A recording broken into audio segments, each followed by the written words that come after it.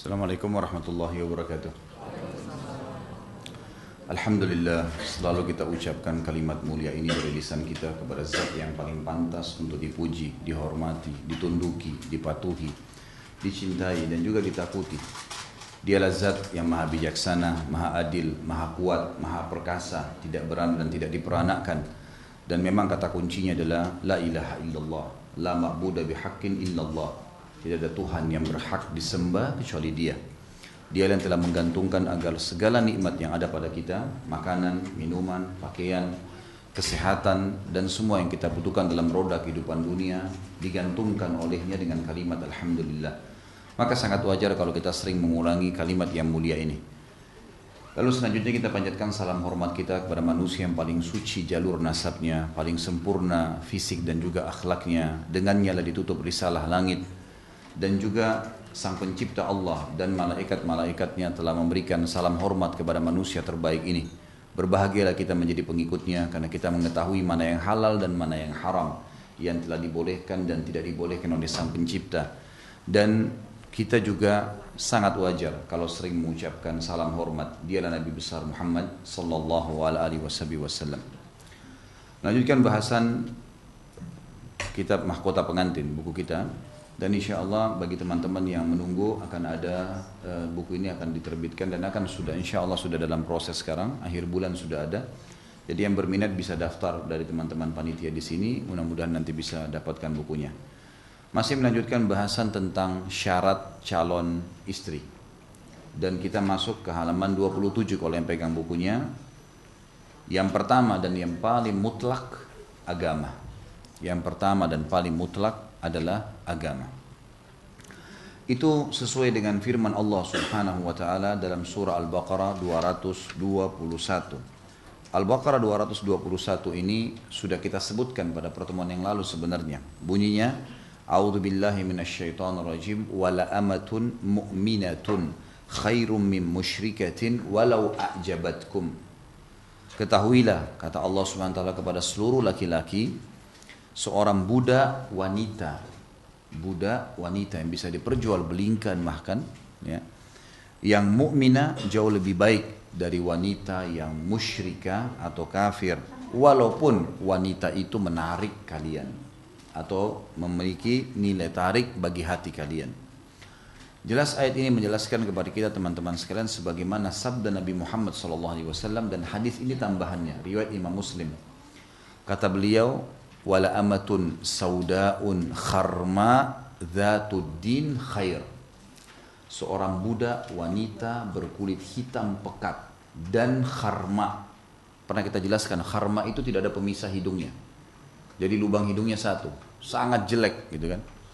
Tapi kalau dia budak hitam, berkulit hitam, budak dan kharma, enggak punya pemisah hidung, yang beragama masih jauh lebih baik. Jadi bukan tolok ukurnya hanya sekedar kecantikan, hanya sekedar kekayaan, sebagaimana juga pada saat kita jelaskan hadis Nabi SAW yang berbunyi tunkahul mar'atu li arba'ah. Wanita dinikahi karena umumnya 4 perkara. 5 liha karena kekayaannya, li hasabiha karena jalur keturunannya, li jamaliha karena kecantikannya, walidiniha dan karena agamanya. Umumnya orang menikahi dari 4 faktor ini. Jadi ada juga orang salah paham dianggap 4 ini harus ada pada wanita. Enggak. Ini umumnya orang menikah. Ada orang menikah hanya karena kekayaan wanita itu. Karena dia juga ingin kerja, ingin dapat penghasilan dari situ. Ada orang yang menikah karena jalur nasabnya. Indonesia mengatakan mungkin darah biru. Ya. Kemudian ada yang menikah karena kecantikan yang dimiliki. Dan ada yang menikah justru karena mengejar agamanya. Apa kata Nabi? Fadfar bidzatid din taribat yadak. Dahulukan yang beragama, hidupmu akan tentram. Hidupmu akan tentram. Istilah taribat yadak, hidupmu akan bahagia atau tentram. Tidak ada perselingkuhan, tidak ada kasar-kasaran, tidak ada pembangkangan. Semuanya akan aman dengan agama. Karena agama akan mengontrol hidup seseorang. Ini syarat yang disebutkan pertama untuk calon mempelai wanita. Dan sudah kita bilang teman-teman sekalian. Mungkin ibu-ibu berkata atau akhwat kita berkata, saya wanita. Mungkin ini untuk laki-laki. Tidak, saudariku. Ini juga buat Anda, karena Anda menjadi seorang ibu. Kalau anak laki-laki Anda mau menikah, harus memberitahukan syarat ini.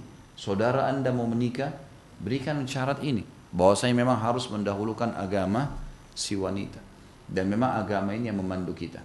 Terlebih lagi, semua kekurangan fisik, maaf kalau ada yang kebetulan sama, kulitnya hitam, mungkin ada cacat fisik, mungkin matanya sipit, mungkin rambutnya tidak indah, gitu kan? Atau apalah kekurangan fisik ini semua hanya sifatnya di dunia. Akhirat nggak ada lagi. Kalau ada orang lahir di muka bumi ini, anggap paling buruk, gitu kan? Lumpuh semua tangannya, lumpuh semua kakinya, matanya buta. Nggak bisa. Kalau manusia menganggap tidak bisa berfungsi orang ini, tetap dia akan bahagia kalau dia beriman. Karena cacat fisik itu hanya duniawi saja, nggak dibawa sampai di akhirat. Semua orang di akhirat akan diberikan jasad baru, sesuai dengan hadis Bukhari, di mana Nabi SAW bersabda, nanti kalian akan dibangkit, Allah akan turunkan hujan pada hari kiamat setelah ditiupkan sangkakala yang kedua. Sangkakala yang pertama itu untuk mematikan, memusnahkan semua yang Allah ingin musnahkan. Kemudian yang kedua pembangkitan, Allah akan turunkan hujan yang akan menimpa tulang-tulang ekor kalian, yang darinya kalian akan tumbuh seperti tumbuhnya tanaman, seperti tumbuhnya tanaman. Maka Allah akan memberikan jasad baru. Semua laki-laki seperti ayahnya Adam 60 siku ke langit, 27,5 meter, dan semua perempuan seperti poster ibunya Hawa, ya 40 siku ke langit atau 17,5 meter. Jadi nggak ada lagi pendek, nggak ada lagi cacat, dan semua penghuni surga kulitnya berwarna putih, matanya lebar. Bahkan dikatakan dalam hadis yang sahih, bahwasanya laki-laki akan seperti ayahnya Adam, poster tubuhnya, kemudian ya wajah mereka seperti Yusuf dan hati mereka seperti Ayub. Hadis ini hadis hasan diriwayatkan oleh Baihaqi. Jadi jelas sekali di sini perubahan total, tidak seperti lagi punya kekurangan dunia. Oleh karena itu kita tarik poin ini kepada pemilihan pasangan. Kalau beragama walaupun punya kekurangan sedikit masalah fisik, itu tidak mengganggu teman-teman sekalian, karena formalitas duniawi di akhirat sudah berbeda. Begitu pula dengan wanita-wanita yang disebutkan, Allah SWT menyebutkan ciri bidadari kalau mata mereka besar, jelita, putih, sampai ya urat atau darah atau daging mereka bisa terlihat dari lututnya. Ini adalah ciri perempuan surga, dan para wanita mukminah akan menjadi pemimpin bidadari di surga, akan menjadi pemimpin bidadari. Mereka lebih sempurna daripada itu, Sampai kata Nabi SAW, kalau satu saja wanita mukminah yang di dunia yang masuk surga turun di muka bumi, maka cahaya wajahnya akan menerangi antara timur dan barat. Dan juga dikatakan dalam lanjutan hadis, kalau kain yang diletakkan untuk ditaruh di rambutnya, kalau kita mungkin jilbab ya, itu dihempaskan di muka bumi ini, maka baunya akan menyebar ke seluruh bumi ini. Itu ciri yang sederhana saja, gitu kan? Jadi berbeda sekali teman-teman sekalian. Tentu kalau Allah Azza wa Jal memudahkan buat kita untuk mendapatkan bergabung antara fisiknya, antara kekayaannya, antara jalur nasabnya, antara agamanya, alhamdulillah. Tapi kalau tidak mungkin semua manusia punya kesempurnaan. Allah Azza wa Jal menciptakan memang berbeda-beda. Ada orang yang memiliki itu, ada orang yang tidak. Mungkin ada satu karakter saja. Ada orang kita temukan jalur nasabnya misalnya bagus, darah biru, tapi jahat, lisannya tajam, gitu kan, penjahat, nggak layak untuk jadi pasangan. Atau orang itu punya kelebihan fisik, gagah atau cantik, nggak layak kalau orang itu jahat, percuma. Berapa banyak wanita muslim yang menikah karena laki-laki itu gagah, tapi tidak beragama. Akhirnya tiap bulan ya melapor ke ibunya, melapor ke ayahnya, mukanya memar, ditampar, ditendang, dan ini semua adalah akibat hanya mendahulukan fisik. Begitu pula dengan laki-laki, sakit hati karena istrinya tetap berhubungan dengan laki-laki, selingkuh pada saat sudah menikah karena hanya fisik. Tidak ada agama di sini. Kehidupan ketentraman apa yang didapatkan? Tidak ada sama sekali. Makanya agama yang didahulukan, agama di atas segalanya. Jadi ini harus didahulukan teman-teman sekalian. Dan subhanallah, fitrah orang.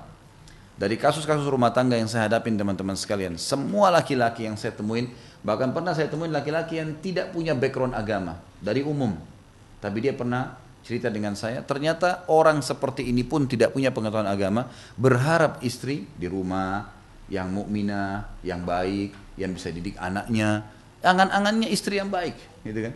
Kalau awal-awal dia menikah dengan istri yang bebas, maka harapannya nanti, kenapa sih kamu nggak pakai jilbab, kenapa sih kamu nggak sholat, kenapa sih? Ujungnya walaupun dia itu adalah orang yang fasik laki-lakinya. Sama perempuan, banyak awalnya dia sendiri bebas, nikah sama sembarangan laki-laki juga bebas. Tapi subhanallah angan-angannya sering dibahasakan kepada para ustadz, termasuk kepada saya pernah ditanyakan, Ustadz bagaimana ya suami saya nggak pernah sekalipun ya sholat berjamaah dengan saya, sholat tahajud misalnya nggak pernah ingatin saya pakai jilbab, bahkan tidak pernah mau peduli anak-anak, bahkan saya mau masukin sekolah agama dilarang sama dia karena dia nggak paham agama. Berapa banyak efek seperti itu. Jadi angan-angan tentang agama tetap ada dalam kehidupan seseorang, gitu kan? Walaupun dia tidak punya background agama. Oleh karena itu agama dinomorsatukan. Bagi kita yang ingin memilih istri, bagi istri yang ingin memilih suami, bagi orang tua yang ingin memilih anak mantu buat anaknya, dan seterusnya, semua ini adalah landasannya. Orang yang selalu menjaga kesucian dirinya, terutama dalam masalah agama, Allah juga akan utus kepadanya pasangan yang sama. Pasangan yang sama. Allah menjanjikan dalam Al-Quran, dalam surah An-Nur ayat 26. Lanjutan masih di halaman 27 kalau pegang buku ya. Dalil setelahnya, setelah Al-Baqarah 221, maka ada bahasan di sini diangkat oleh penulis An-Nur ayat 26. A'udzu billahi minasyaitonir rajim wat-tayyibuna lit-tayyibin wat-tayyibuna lit-tayyibat ya. Wat-tayyibatu lit-tayyibin wat-tayyibuna lit-tayyibat. Wanita-wanita yang baik adalah untuk laki-laki yang baik. Dan laki-laki yang baik adalah untuk wanita-wanita yang baik. Kalau seseorang wanita misalnya menjaga kesuciannya, kehormatannya, dan perlu ibu-ibu garis bawahi satu hal. Ini harus dikenal masalah karakter pasangan laki-laki. Perempuan itu makin mudah disentuh, ya, makin mudah untuk dicium, makin mudah untuk diajak jalan, itu makin tidak punya nilai di mata suaminya nanti. Di mata laki-laki tidak dianggap punya nilai. Tapi kalau perempuan itu punya kehormatan, enggak. Mau sama saya, nikah. Tidak mau ya enggak usah. Setelah nikah silakan pacaran, bebas. Mau jalan, mau keluar, mau ciuman, mau hubungan badan, silakan. Malah berpahala. Sekarang tidak bisa. Tidak ada wanita begitu kecuali pasti akan dihormatin oleh suaminya. Dihormatin oleh laki-laki. Tapi kalau yang selalu murah saja, maka itu pasti akan subhanallah dianggap tidak baik. Gitu. Dianggap tidak baik. Banyak orang subhanallah dia membuka pintu dosa. Seorang wanita sudah bersuami lalu dia selingkuh. Lalu dia cerai sama suami, dia nikah sama pacarnya itu. Apa yang terjadi? Selalu kehinaan yang terjadi. Dihina oleh suami yang keduanya. Kamu juga dulu selingkuh, kamu juga begini, kamu dilempar semua permasalahan kepada dia. Jadi subhanallah orang yang menjaga kesucian dirinya, itu Allah akan kirim kepadanya juga orang suci. Sama laki-laki teman-teman sekalian. Kalau antum menjaga diri, pulang kerja, memang pulang ke tempat kos, pulang ke tempat tinggal, ibadah kepada Allah Azza wa Jal, ya, baca Al-Quran, menjaga diri dari hal-hal yang haram, Allah akan utus calon istri juga yang seperti itu. Pasti begitu. Sudah sunnatullah. Ini janji Allah. Perempuan baik-baik akan didatangkan padanya laki-laki baik-baik. Laki-laki yang baik-baik akan dapat perempuan yang baik-baik. Dan juga hadis Nabi Muhammad SAW yang harus selalu kita renungi.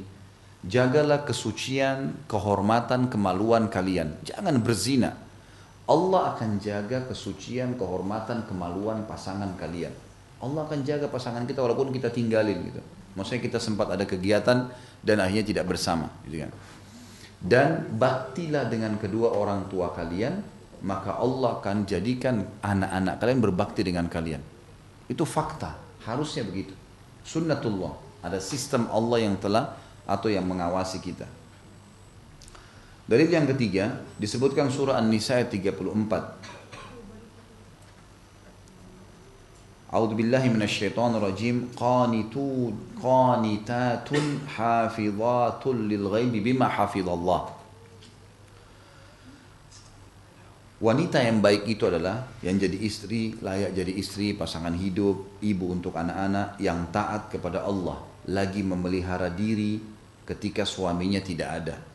Oleh karena Allah telah memelihara mereka. Kata ulama tafsir yang dimaksud dengan Allah telah memelihara mereka adalah dia menikah dengan seorang laki-laki. Laki-laki ini tidak pernah kenal dia sebelumnya. Bukan ayahnya, bukan pamannya, laki-laki lain. Tapi laki-laki ini wajib bekerja, hasil keringatnya dia harus berikan kepada si perempuan tadi. Tidak dikenal, tidak apa.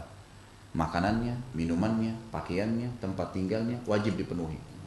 Allah Azza wa Jalla menjaga si wanita ini. Maka Allah mengatakan pantas setiap wanita yang patuh kepada Allah adalah orang yang justru ya, menjaga agar jangan sampai terjadi hal-hal yang tidak diinginkan, dia melanggar hukum-hukum Allah, dan dia menjaga. Kalau dia menjaga dia menjaga tidak selingkuh, tidak berbuat hal-hal yang haram, karena Allah memang sudah menjaga dia, mewajibkan suaminya menafkahinya, padahal suaminya tidak mengenalnya.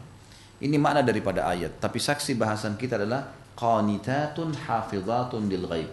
Qanitat adalah wanita yang taat kepada Allah. Makna yang lain adalah qanitah, kalau laki-laki qanit, yang laki-laki atau perempuan yang suka lama ruku atau sujud, rajin ibadah. Ini berarti dari dalil menjelaskan syarat pertama wanita harus beragama, karena ini semua rentetan ayat tentang masalah agama. Kata penulis, jika seorang wanita memiliki ketaatan beragama, maka Anda bisa berharap kebaikan darinya. Tanda ketaatan beragama seorang wanita adalah solat. Dan solat ini adalah komunikasi antara hamba dengan Robnya. Komunikasi, kok mati?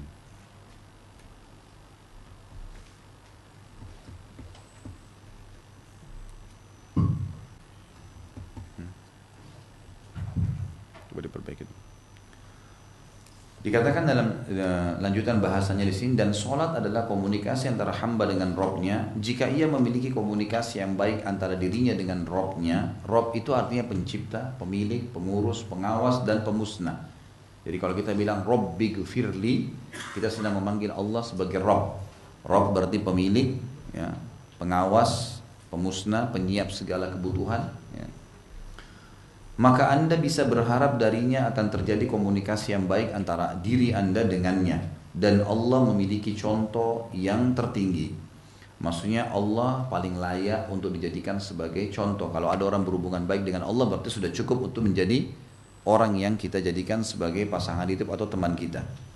Sementara wanita yang telah melalaikan urusan dan hak Robnya, maka ia tidak merasa berdosa bila melalaikan urusan dan hak suaminya. Siapa yang ridho istrinya melalaikan urusan dan kewajiban yang ditetapkan Robnya, maka janganlah ia mencela kecuali terhadap dirinya sendiri jika istrinya melalaikan haknya dan tidak memelihara rumahnya. Tolak ukurnya, kalau orang beragama dia akan jaga hubungan dengan Allah, dan itu sudah cukup menjadi pegangan buat kita. Berarti dia juga akan menjaga hubungan dengan kita. Tapi kalau dia rusak hubungan dengan Tuhannya, berarti dia juga wajar kalau merusak hubungan dengan kita. Ya. Ini sebagaimana pernah saya kasih contoh. Jangan pernah heran kalau ada seorang laki-laki kemudian menemukan istrinya misal susah disuruh pakai jilbab setelah menikah, susah disuruh sholat setelah menikah, tidak mau melakukan ketaatan-ketaatan kepada Allah, sibuk dengan urusan-urusan dunia, selalu sibuk dengan hal-hal pelanggaran-pelanggaran agama. Maka jangan heran ini terjadi kalau memang dasarnya sebelum nikah dia sudah tahu begitu keadaannya. Kalau mau memang yang baik, nikah dari awal dengan yang baik. Bagaimana bisa kita berharap jilbab dipakai rapi dari seorang istri, sementara dari sebelum nikah belum berjilbab? Kecuali kalau hidayah Allah datang, tapi butuh waktu. Tetap wajar gitu kan. Karena memang dari awal dia seperti itu. Dia nggak pernah sholat. Kemudian tiba-tiba kita berharap sekarang dia sholat, bukan lagi sholat 5 waktu, sholat tahajud. Nggak mungkin lah dikerjakan sama dia. Gitu kan. Dan seterusnya, pelanggaran-pelanggaran agama yang sudah biasa dikerjakan sama dia karena kelalaiannya, dia tetap akan kerjakan. Sama kita balik kalau perempuan. Banyak perempuan berharap suaminya baik, temani dia sholat berjamaah, tahajud, ingatkan dia supaya tutup aurat, ingatkan dia supaya menghafal Al-Quran misalnya. Tapi yang dinikahi sama dia, yang diterima lamarannya adalah laki-laki yang jauh dari ini semua. Gitu. Sholat aja enggak. Ya, masih sering dari sebelum nikah memang dia sudah tahu kalau laki-laki ini playboy, suka gonta-ganti pasangan. Jangan heran kalau setelah nikah dia selingkuh, gitu kan? Emang sudah begitu. Dan subhanallah pernah saya titik beratkan juga, kalau sebelum menikah kita istikharah, sholat 2 rakaat minta petunjuk sama Allah, Allah pasti berikan petunjuk siapa orang itu. Misal tiba-tiba kita dapat berita dia mengantar ibunya umroh, misal kalau laki-laki, perempuannya cari suami, oh ternyata suami ini bakti sama ibunya. Tiba-tiba kita dapat berita prestasi kerjanya naik, mungkin ada ketaatan lah, dia weekend mengisi waktunya dengan pengajian. Misal, dapat berita-berita tambahan memang sudah cukup jadikan sebagai pegangan. Sama laki-laki, tiba-tiba kita temukan berita, oh kalau perempuan ini pernah begini, pernah begitu. Tidak tahu sumbernya dari mana, tapi Allah SWT mendatangkan berita. Kalau asal istikharah, akan datang panduannya. Karena istikharah tidak selamanya mimpi, tapi bisa saja informasi atau kecenderungan. Itu bisa terjadi pada diri seseorang. Kata beliau, jika istri memiliki agama, maka ia berada di atas kebenaran. Ini adalah keniscayaan. Ya. Maksudnya di sini kepastian ya. Islam adalah agama pertengahan. Siapa yang memeluknya maka ia berada di antara sikap di antara sikap berlebih-lebihan atau ifrat dan meremehkan tafrid. Pernah saya jelaskan dua istilah ini lah. Ada ifrat, ada tafrid. Ya. Ifrat itu adalah berlebih-lebihan dalam melakukan satu perbuatan, dan tafrid terlalu perhitungan. Ya. Kalau kita bahasakan terlalu boros dan terlalu pelit. Islam ada di tengah-tengahnya, gitu kan. Kita disuruh memenuhi kebutuhan kita, lalu kita sedekah misalnya. Kita juga tidak boleh menolak, maka kita berada di antara keduanya. Ia tidak berlebih-lebihan dalam agamanya dan tidak pula meremehkan agamanya. Anda melihatnya berakhlak dengan akhlak Al-Quran dalam hal berhijab, berjilbab, muamalah atau interaksi sosial, berbicara dan selainnya yang difardukan Al-Quran atas wanita. Jika di samping memiliki ketaatan beragama, ia juga memiliki kecantikan, maka ini adalah suatu kenikmatan. Nabi SAW memotivasi mengenai kecantikan lewat sabdanya, Innallaha jamilun yuhibbul jamal. Allah itu indah dan menyukai keindahan. Ya. Berarti boleh kita. Jadi kalau misalnya ada seseorang yang melamar akhwat kita, dilamar oleh seorang laki-laki, dua-duanya beragama, yang satu gagah, yang satu kurang, boleh dia memilih yang gagah, gitu kan? Itu bisa, hak dia. Seorang laki-laki mau melamar dua orang wanita, dua-duanya beragama, yang satu lebih cantik dari yang lainnya, boleh dia memilihnya. Itu tidak salah dalam agama. Bukan juga berarti tadi kita katakan dahulukan agama lalu kita tidak peduli dengan hal-hal yang buruk, ya, hal-hal yang karena sudah punya agama maka kita tidak usah peduli yang lainnya, enggak. Yang tadi kita titik beratkan kalau seandainya memang tidak ada opsi lain, dia sudah harus melangkah menikah dan yang ada adalah wanita buruk, kafir lagi atau fasikah, banyak berbuat dosa dengan wanita yang kurang fisiknya tapi punya agama, maka kita dahulukan yang beragama. Tapi kalau masih ada ya bisa digabungkan antara poin-poin tadi termasuk kecantikan atau kegagahan, dibolehkan dalam agama. Itu tidak ada hal yang salah di situ. Masuk juga di dalam hadis atau sabda Nabi SAW, siapakah wanita yang terbaik? Seorang sahabat bertanya. Tentu hadis-hadis ini bisa dilihat di footnote ya. Kalau tadi Innallaha jamilun yuhibbul jamal, hadis sahih riwayat Imam Muslim. Ya, itu riwayat Imam Muslim. Kemudian hadis yang akan saya bacakan sekarang, itu seseorang bertanya kepada Nabi SAW, siapakah wanita yang terbaik? Beliau menjawab, allati idza tasurruhu idza nadhara alladhi idza nadarta ilaiha tasurruk wa tuti'uhu allati tasurruhu idza nadhar wa tuti'u idza amar wa la tukhalifuhu fi nafsiha wa maliha bima yakrah. Waktu seorang sahabat bertanya karena dia mau menikah, ya Rasulullah, bagaimana sih ciri istri yang pantas, yang enak yang dijadikan sebagai pasangan? Kata Nabi SAW, wanita yang membahagiakan suaminya jika memandangnya. Jadi kalau suaminya lihat ke dia selalu membuatnya gembira. Sebagian ulama hadis mengatakan mungkin dengan kecantikannya, mungkin dengan hiburannya, mungkin dengan tutur kata yang santun, gitu kan? Mungkin dengan penataan rumah yang bersih, mungkin dengan masakan yang enak. Semua itu membuat ya suaminya nyaman memandangnya, mentaatinya jika memerintahkannya, selama bukan pelanggaran agama maka dipatuhi, dan tidak menyelisihinya berkenaan dengan diri dan hartanya dengan apa yang tidak disukainya. Maksudnya suaminya bilang, saya sarankan tidak usah beli barang itu, beli yang ini saja. Lalu dia mendahulukan suaminya dari kemauannya dia, gitu kan? Maka ini juga termasuk disebutkan ciri wanita yang baik, ya, ciri wanita yang baik. Perlu ibu-ibu tahu, suami umumnya, laki-laki umumnya, ada mungkin pengecualian sebagian laki-laki itu. Kalau seandainya seorang wanita tidak banyak menuntut sesuatu darinya, maka yang terjadi, secara umum saya bicara, yang terjadi adalah penghormatan dan penghargaan yang lebih. Misal, Apalagi kalau si perempuan bisa pintar berterima kasih. Saya sering kasih contoh di pengajian dan saya sendiri merasakan itu. Kalau di akhir bulan saya memberikan misalnya uang bulanan ke istri saya, sudah saya hitungkan 1 bulan berapa kebutuhan, ini uang dibutuhkan. Kalau dia mengucapkan terima kasih dengan itu saja, yang saya pikirkan sebagai laki-laki adalah apalagi nih yang saya harus kasih. Bagaimana kalau kurang, saya harus dapatkan dari mana? Kita selalu berpikir untuk menambah karena orang ini tahu menilai. Dibandingkan misalnya ada seorang istri yang sudah dikasih oleh suaminya, kemudian dia menganggap remeh, kan gitu. Ibu-ibu hati-hati, kalau misalnya laki-laki suami ibu memberikan sesuatu, walaupun ibu anggap itu sederhana, usahakan ada di depan mata dia. Misal dikasih baju, misal dikasih coklat, makanan, dia berharap melihatnya. Makna daripada hadis adalah wanita yang kalau kau melihat padanya kau akan bahagia. Sifat laki-laki suka menilai dengan penglihatan mata. Beda dengan perempuan. Mungkin ibu-ibu suka dengan pakaian tertentu suaminya pakai, tapi beda dengan laki-laki. Beda sekali. Warna saja yang dia suka, motif baju yang dia suka, semuanya sangat berpengaruh kepada muamalahnya. Berpengaruh kepada perilakunya dia pada istri, gitu kan? Jadi jangan pernah dibelikan baju lalu ibu taruh di gudang nggak dipakai, gitu. Karena itu berpengaruh pada kejiwaan laki-laki. Dia memang suka kalau dipakai.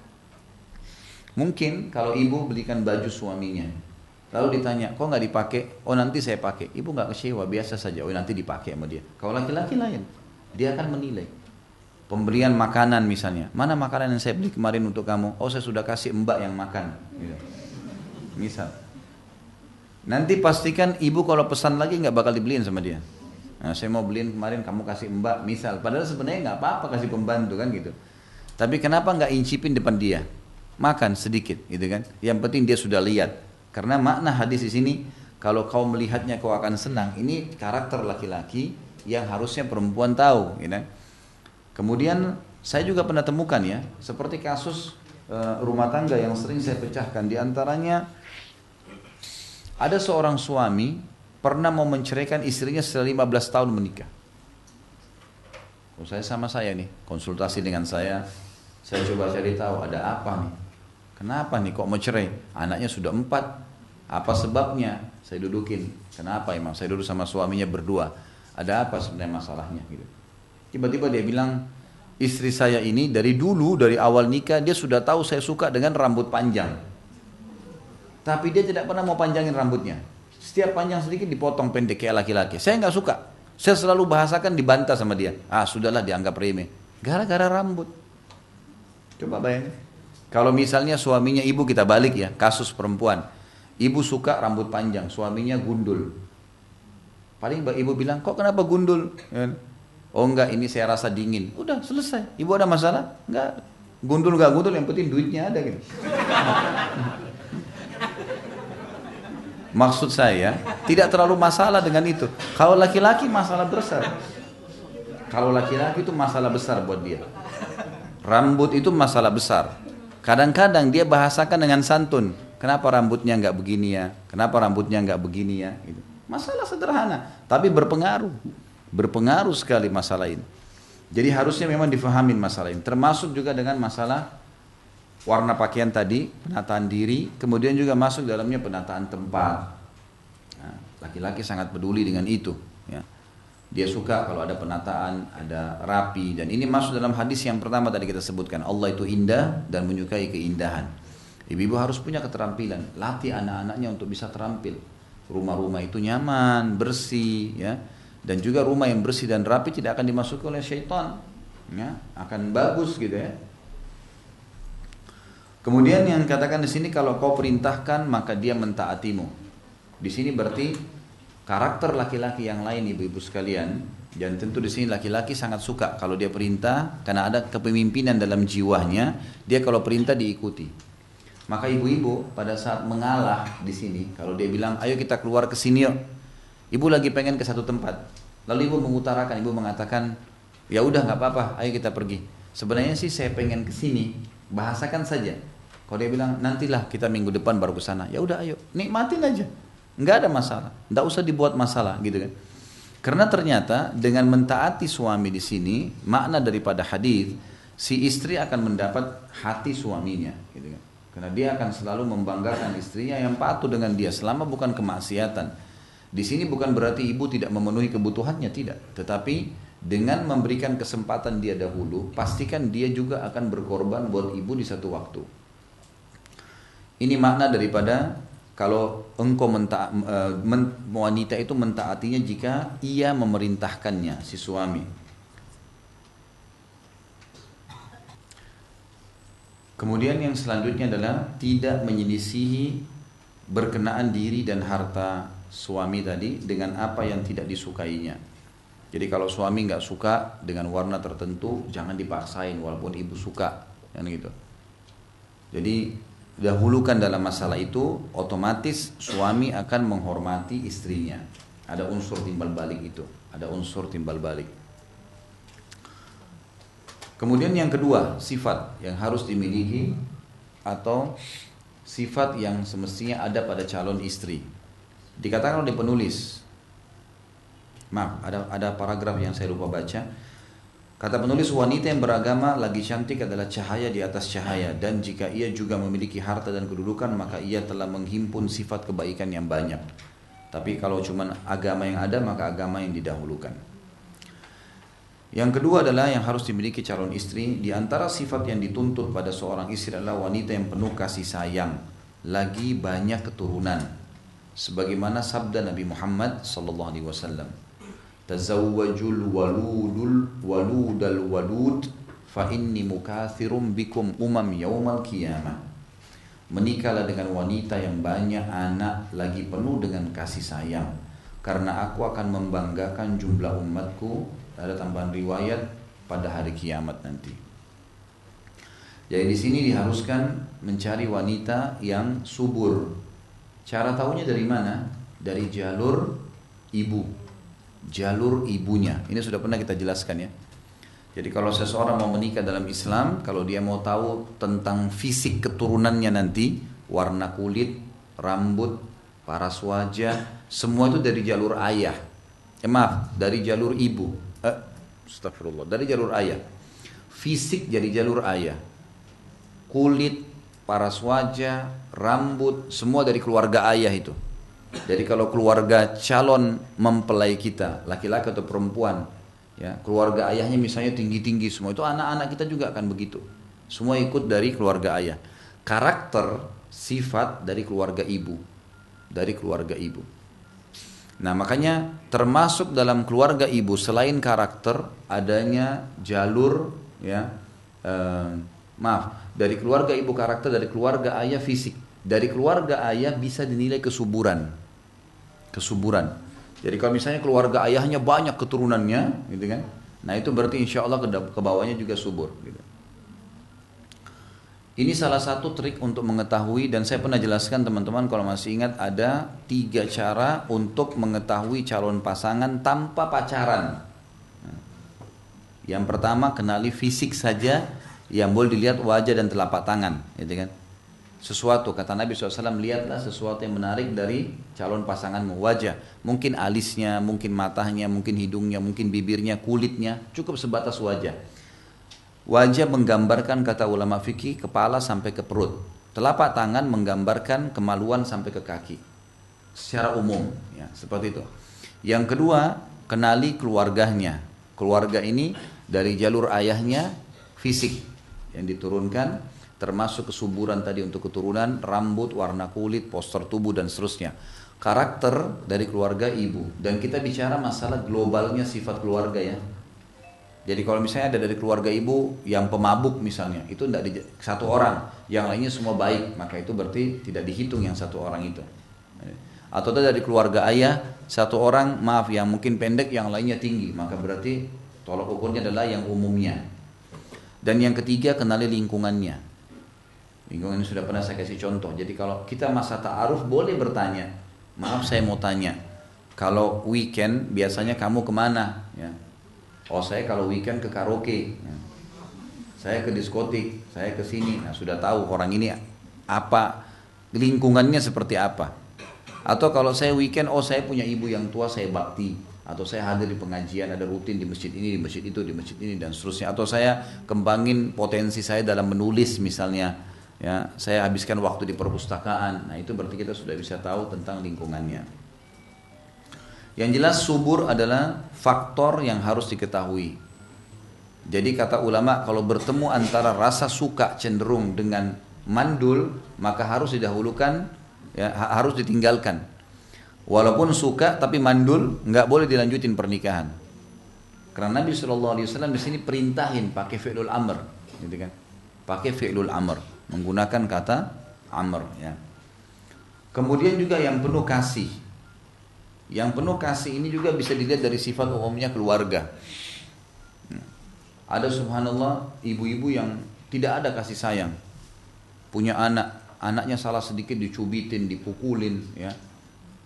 Sampai saya pernah lihat ada ibu, seorang ibu, saya nggak habis pikir ada wanita seperti itu, ya. Anaknya salah sedikit dipegang, dicambuk-cambukin sampai benar nangis-nangis anak itu. Gimana bisa tega seperti ini? Nah, itu. Dari mana itu? Bisa mendengar anak nangis saya sudah susah sebenarnya.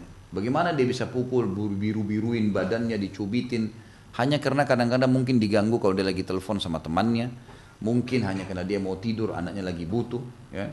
Masih mending anaknya ibu cari ibu. Kalau dicari orang lain kan jadi masalah, gitu. Dan kita berkorban semua dinilai pahala di sisi Allah SWT karena mereka amanah, gitu. Mereka amanah. Berapa banyak pemimpin dunia lahir dari tangan ibu-ibu, ibu-ibu salihah, mukminah, gitu kan. Jadi kita harus tahu masalah ini. Kemudian di sini juga ada makna yang bisa diambil dari hadis Nabi SAW bangga dengan jumlah umat. Ada sebagian ulama membahas dalam medis Islam, ya, kita bicara ilmu kedokteran yang dibahas oleh para dokter-dokter muslim, bahwa wanita yang banyak melahirkan jauh lebih sehat dibandingkan wanita yang sedikit melahirkan atau bahkan tidak melahirkan. Makin sering melahirkan, makin banyak keturunan, maka makin sehat. Itu hikmah Allah Subhanahu wa taala. Kita temukan misalnya nenek-nenek kita yang dulu-dulu, ya, itu punya anak sampai sekian banyak, itu pasti lebih sehat. Nah, banyak orang-orang tua, saya tahu di Surabaya ada salah satu mertua kakak saya sampai umur 90 tahun baru meninggal, matanya masih kuat, gitu kan.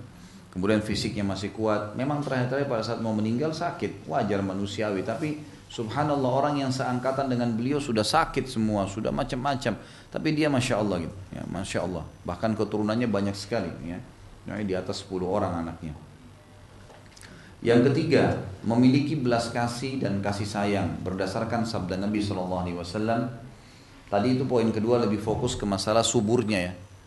Yang ketiga adalah memiliki belas kasih dan kasih sayang berdasarkan sabda Nabi SAW. Dan ini bisa dilihat di footnote semua, ya. Hadis-hadis ini riwayat Imam Bukhari Muslim.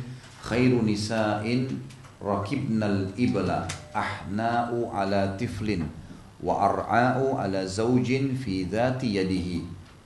Sebaik-baik wanita yang mengendarai unta. Kata Nabi SAW, sebaik-baik wanita yang mengendarai unta ialah, ya, yang paling belas kasihan. Sebenarnya bukan ialah, ya, sebaik-baik wanita yang bisa mengendarai unta, ya. Dan di situ ialah, kalau pegang buku diganti dan, ya, yang paling belas kasih kepada anak-anak dan paling menjaga hak suaminya. Ini disebutkan ada belas kasih kepada anak-anak, dan tolok ukurnya bisa ditahu perempuan itu baik atau tidak bagaimana dia lembut dan baik pada anaknya dan suaminya, ya. Di sini juga ada hadis memotivasi untuk wanita punya keterampilan, ya, punya keterampilan dalam, di sini kalau menunggangi unta zaman dulu itu kendaraan sebenarnya, ya, kendaraan. Dan di sini tidak dilarang wanita itu bisa mengendarai kendaraan seperti kita menyetir mobil atau mungkin kendaraan motor, kalau karena dia butuhkan, itu semua tidak masalah.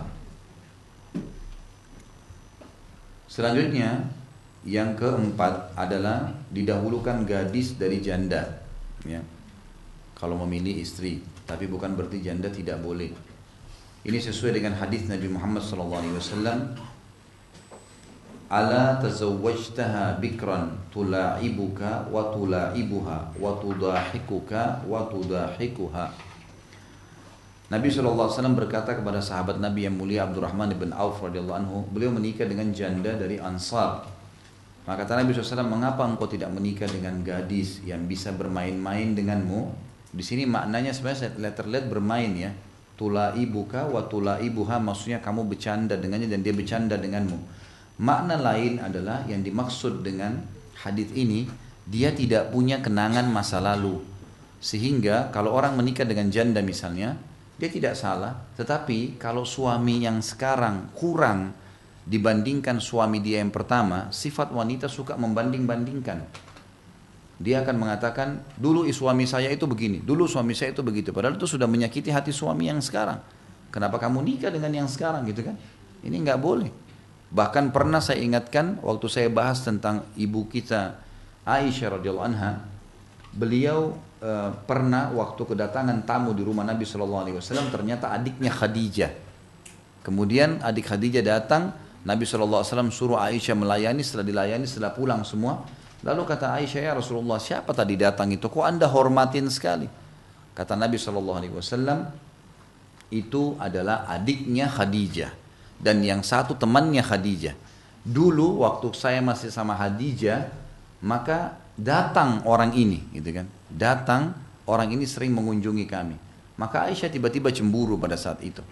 Kenapa dia cemburu? Karena dia menganggap kenapa Rasulullah SAW masih mengenang. Ya dia menikah sama duda. Gitu kan? Harus dia bisa mengetahui bahwasanya ada penyampaian yang kadang-kadang disampaikan. Gitu. Tapi di sini tentunya kalau orang yang belum punya masa lalu, gitu kan, belum punya pengalaman rumah tangga, maka akan berbeda. Dan ini berbeda antara laki-laki sama perempuan ya. Kalau perempuan tidak punya masa lalu, karena perempuan banyak pakai perasaan. Sekali menjalani rumah tangga, maka kenangan apapun dengan suami pertama tidak terlupakan, gitu kan. Dia bisa menjadikan sebagai pegangan hidup. Kapan suami yang sekarang berbeda, maka dia akan banding-bandingkan. Tapi kalau laki-laki berbeda. Laki-laki itu dia masih bisa meredam. Umumnya kalau laki-laki duda, dia menikah lagi misalnya sama anak gadis pun, dia tidak akan mengatakan dulu istri saya itu begitu loh, atau dulu istri saya begini. Umumnya mereka bisa meredam, umumnya. Kecuali memang ada 1-2 orang, tapi umumnya seperti itu. Makanya kata Nabi SAW, kenapa kau tidak menikah dengan gadis? Karena dia bisa bermain denganmu dan engkau bisa bermain dengannya. Maksudnya adalah tidak punya pengalaman sebelumnya, kenangan sehingga akhirnya membanding-bandingkan. Kemudian ia berkelakar denganmu dan engkau berkelakar dengannya. Maksudnya engkau bercanda dengannya dan dia juga bercanda denganmu. Kalau seorang wanita sudah pernah kenangan buruk sama suaminya, janda misalnya, suaminya kasar, tidak baik, ya. Umumnya karena dia pakai perasaan, dia akan tarik menganggap semua laki-laki sama. Sudah sulit bagi dia untuk bercanda sama suaminya yang sekarang, gitu. Beda dengan laki-laki. Kalaupun misalnya dia dulu pernah punya pasangan yang kasar, tidak baik, lalu cerai. Kemudian dia nikah lagi sama perempuan sekarang. Maka dia bisa memulai baru. Dia tidak perlu mengulangi kenangan yang dulu itu, dia memulai dengan yang baru. Maka makna daripada sabda Nabi SAW, engkau bisa berkelakar, bercanda dengannya dan dia pun bercanda denganmu. Yang dimaksud adalah memang kalau perempuan yang masih gadis karena belum punya pengalaman, dia tidak traumatis dengan masa lalunya, maka akan sangat mudah dia selalu penuh dengan keceriaan, kegembiraan. Dan ini juga sebabnya kenapa Nabi SAW waktu ditanya siapa orang yang paling anda cintai, beliau menyebutkan Aisyah. Karena Aisyah salah satunya wanita yang dinikahi dari gadis, ya. Yang lainnya semua janda. Jadi Nabi SAW selalu kalau masuk ke rumah Aisyah, yang paling pertama sambutannya senyum. Dan tidak pernah Nabi SAW duduk di sebuah tempat kecuali Aisyah sudah datang dan duduk di pangkuan Nabi SAW sambil berbicara dan dia dipangku oleh Nabi SAW. Pernah Sofia punya masalah dengan Aisyah, dengan Nabi SAW, lalu Sofia mengetahui kalau Nabi SAW sangat sayang dengan Aisyah dan Aisyah punya cara merayu suaminya.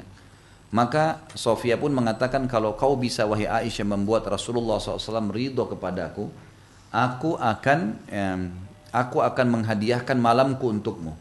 Kata Aisyah, baiklah. Dengan ceria dia menyambut itu. Begitu Nabi SAW masuk, Nabi SAW rupanya lagi ada masalah dengan Sofia. Agak sumpek masuk ke dalam rumah. Oleh Aisyah ditaruh wangi-wangi di rambutnya beliau. Dalam hadis sahih dikatakan lalu diulurkan rambut tersebut. Lalu kemudian duduk di atas paha Nabi SAW. sambil menggoda Nabi. Kata Nabi SAW, wahai Aisyah, menyingkirlah karena ini bukan malammu, sudah menjelang malam, ini saya harus ke Sofia.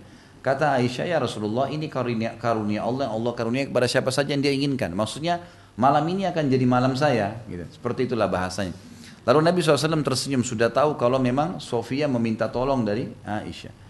Ini diantara yang disebutkan dalam masalah perbedaan antara gadis sama janda. Tapi yang janda jangan tersinggung, ya. Karena ini bukan berarti buruk, bukan, ya, bukan berarti buruk. Karena terbukti Nabi SAW juga dari sekian istri beliau dalam poligami, satu gadis, yang lainnya kebanyakan janda, ya. Dan ada janda-janda yang punya peran yang sangat besar. Di antaranya Ummu Salamah yang pernah saya sebutkan pada saat Nabi SAW selesai menulis kesepakatan Hudaybiyah dengan orang-orang Quraisy, beliau diperintahkan Allah untuk bertahallul, mencukur rambutnya, gitu kan. Lalu Nabi SAW bilang para sahabat, ayo cukur rambut kalian. Ternyata sahabat-sahabat ini masih berharap perang. Jumlah mereka 1.500 orang, gitu kan. Mereka mau perang, padahal mereka pakai ihram, bawa pedang. Perintah Allah enggak, pulang, cukur rambut pulang. Nanti akan ada saatnya menyerang Mekah. Sahabat-sahabat masih duduk karena mereka berharap perang. Lalu Nabi SAW masuk ke kemah yang dibawa waktu itu istrinya Ummu Salamah. Lalu kata Ummu Salamah, kenapa ya Rasulullah Anda sedih? Kata Nabi SAW, saya takut azabnya Allah turun pada mereka. Allah sudah suruh dan saya perintahkan untuk cukur, mereka masih berharap perang. Kata Ummu Salamah, ya Rasulullah, tidakkah Anda mulai dengan diri Anda dulu? Kenapa Anda tidak cukur duluan? Gitu kan? Perlihatkan kepada mereka. Kata Nabi SAW, pendapat yang baik wahai Ummu Salamah. Lalu Nabi SAW keluar, mulai mencukur rambut. Akhirnya sahabat lihat Nabi cukur, semuanya pada mencukur rambut mereka. Tapi di sini lihat peran, ada peran. Khadijah adalah wanita yang sangat mulia, janda. Kata ulama, kalau Khadijah hidup, gitu kan, bersama dengan masa Aisyah, mungkin Aisyah akan menjadi orang nomor 2, kan gitu. Tapi memang ini secara umum global perintah agama, laki-laki mendahulukan gadis. Tapi bukan berarti janda itu buruk, gitu kan. Sampai Nabi SAW waktu menikah dengan Khadijah, padahal Nabi SAW menikahi Khadijah, Khadijah itu sudah punya suami 2 orang sebelumnya, kan gitu. Meninggal, gitu kan. Nabi SAW suami yang ketiga. Tapi Nabi SAW tidak menikah sampai Khadijah meninggal, gitu kan. Dan punya anak keturunan dari situ. Nabi SAW merasakan ketentraman. Jadi bukan berarti buruk ya. Cuman kita bicara setelah syariat lengkap, perintah agama mendahulukan gadis pada saat menikah untuk setiap laki-laki. Dikatakan sahih dari Aisyah radhiyallahu anha, ia mengatakan suatu hari kepada Nabi SAW dan ia mengisyaratkan pernikahan Nabi dengannya, yaitu sebagai gadis yang tidak pernah beliau menikahi gadis selain dirinya. Dalam riwayat yang sahih disebutkan, ara'aita law nazalta wadiyan wa fihi syajaratun qad ukila minha wa wajadta syajaran lam yukal minha fi ayyaha kunta turti'u ba'iraka qala fil ladhi lam yurta' minha ta'ni anna Rasulullah SAW lam yatazawwaj bikran gairaha. Sebelum saya terjemahkan, kalau ada di antara ibu-ibu yang ingin menyinggung sesuatu pada suaminya, ingat, kenali karakter laki-laki. Laki-laki nggak suka diserang, tidak suka hardik, tidak suka disalahkan. Walaupun dia salah, ada metode penyampaian. Saya pernah kasih contoh kalau masih ingat, praktekkan pada anak kecil kita. Kalau Bapak Ibu punya anak kecil, laki-laki dan perempuan, coba kalau anak laki-laki, berikan dia nasi, kemudian sedikit dilempar piringnya, tidak tumpah tentunya, makan nak. Dia merasa sedikit saja tercoreng kehormatannya, pastikan dia tidak akan makan makanan itu. Diambil sendok, dibuang-buang nasinya. Anak perempuan beda karakternya. Kita kasih, nah ini makan. Sedikit dilempar, dia makan. Tidak ada masalah buat dia. Artinya ada jiwa kepemimpinan di jiwa laki-laki. Walaupun orang itu pendek, kecil, tapi dia suami, sifat karakter pemimpinnya ada. Untuk menyentuh, harus dengan cara menyentuh pemimpin. Orang tua, bagaimana caranya kita menangani orang tua? Melemparkan sebuah contoh, isyarat. Aisyah mengatakan itu pada Nabi Muhammad SAW. Yang itu. Kata Aisyah, waktu ingin menyebutkan kedudukan dia di depan Nabi SAW dibandingkan istri yang lain, bagaimana menurut anda? Di sini riwayat diterjemahkan bagaimana menurutmu ya? Bila anda singgah di sebuah lembah yang terdapat pohon yang sudah pernah dimakan oleh hewan. Ada pohon, rumput, sudah pernah digigit oleh hewan, sisa sedikit. Dan anda juga mendapati pohon yang belum pernah dimakan sedikit pun oleh hewan. Pada pohon manakah Anda akan mengembalakan unta Anda? Di mana yang Anda akan ikat? Di rumput yang sudah pernah dimakan atau yang belum pernah dimakan? Maka beliau menjawab, pada pohon yang belum pernah dimakan sedikit pun. Maksudnya adalah Aisyah, bahwa Nabi SAW tidak pernah menikah dengan gadis selain dirinya. Maksudnya saya belum pernah kenal laki-laki sebelumnya gitu. Maka perbandingan saya dengan istri Anda seperti rumput yang pernah dimakan dan yang tidak pernah dimakan. Jadi Aisyah menggunakan isyarat, ya, tidak menyinggung secara langsung gitu. Dan Nabi SAW mendukung itu, tidak ada masalah. Jadi ada alasan yang mendorong untuk menikahi janda, ya. Jadi ada alasan yang mendorong untuk menikah dengan janda. Ini terjemahnya kurang tepat ya. Jika ada alasan yang mendorong, ya tepat ini, jika ada alasan yang mendorong untuk menikahi janda, maka itu tidak masalah ya. Artinya memang kalau janda itu baik ketemu dengan gadis yang buruk misalnya, ya janda yang didahulukan gitu kan. Kita bicara kalau bertemu antara janda yang baik dengan gadis yang baik, maka diprioritaskan yang baik, karena rentetan hukum-hukum tadi tetap berlaku ya, agamanya yang subur kan gitu, kemudian yang penuh kasih sayang, barulah kemudian masuk gadis atau janda. Salah satu anekdot yang diriwayatkan mengenai perbedaan antara janda dengan gadis, bahwa seseorang sahaya wanita pernah di hadapan Khalifah Al-Mutawakkil. Lalu Khalifah bertanya, apakah engkau gadis atau janda? Ia menjawab, janda wahai Amir Mukminin. Salah seorang dari mereka membeli sahaya wanita. Ia lalu bertanya kepadanya, aku tidak mengiramu kecuali masih gadis. Ia berkata kepadanya, sungguh telah terjadi banyak penaklukan di masa Al-Wasit. Ya. Salah seorang dari mereka berkata kepada sahaya wanitanya, apakah engkau masih gadis? Yang menjawab, aku berlindung kepada Allah dari Al-Kasad atau janda. Dua orang saya, nanti saya jelaskan ya. Saya datangkan dulu ini, setiap paragraf ada maksudnya, tapi penjelasan kepada sebuah poin. Dua orang sahaya wanita, gadis dan janda diperlihatkan kepada seseorang di antara mereka. Salah satu dari antara mereka, maksudnya seorang laki-laki melihatnya untuk memilih menikahi yang mana. Maka ia cenderung kepada yang gadis. Maka yang janda mengatakan, engkau menginginkannya padahal jarak antara aku dengannya hanya sehari. Maksudnya umurnya sangat dekat. Maksudnya jarak antara kegadisan dan menjadi janda hanya semalam. Ia mengatakan kepadanya, wa inna yauman inda rabbika ka'alfi sanati mimma ta'uddun. Lalu laki-laki itu menjawab firman Allah surah Al-Hajj ayat 47 tentang perbedaan hari dunia sama hari akhirat. Karena kan sejanda tadi bilang, perbedaan antara saya sama gadis ini, padahal kau pilih gadis cuman sehari. Maksudnya perbedaannya cuman karena perawan dan tidak perawan. Perawan semalam sudah tidak ada, gitu kan. Maka laki-laki ini menjawab, sesungguhnya satu hari di sisi Allah di hari kiamat nanti seperti 1000 tahun menurut perhitungan kalian. Maksudnya walaupun sehari nilainya tetap mahal gitu loh. Ini anekdot ya yang dibahasakan, sering terjadi pada saat dulu untuk membahasakan. Yang kita ambil dari 4 paragraf ini adalah bagaimana seseorang tidak tersinggung pada saat ada pertanyaan-pertanyaan. Misal ditanya tentang masalah yang mana kamu lebih pilih. Seorang istri bertanya pada suaminya, waktu kamu nikah dengan saya masih gadis, kamu lebih pilih gadis atau janda? Dia bertanya, lalu suaminya mengatakan tentu saja gadis misalnya. Atau dia bilang, saya sebenarnya sih pilih janda. Si istri nggak usah tersinggung pada saat itu, karena pertanyaan dia yang melemparkan. Kalau kita melempar pertanyaan, kita harus siap untuk menerima jawaban. Dari sini juga pelajaran Bapak Ibu sekalian, tolong dicamkan baik-baik. Di dalam Islam tidak boleh membuka aib sendiri. Misal gini, ulama sepakat nih, ini sepakatan jumhur ulama. Kalau ada orang mau menikah, lalu calon suami bilang sama istrinya, apa kau masih perawan? Tidak boleh dijawab. Tidak usah dijawab, gitu kan? Kalaupun dia jawab seperti anekdot yang ada di contoh ini. Perhatikan di sini jawabannya kan. Apakah kamu masih gadis di paragraf yang ketiga? Maka si perempuan itu menjawab, aku berlindung kepada Allah dari janda.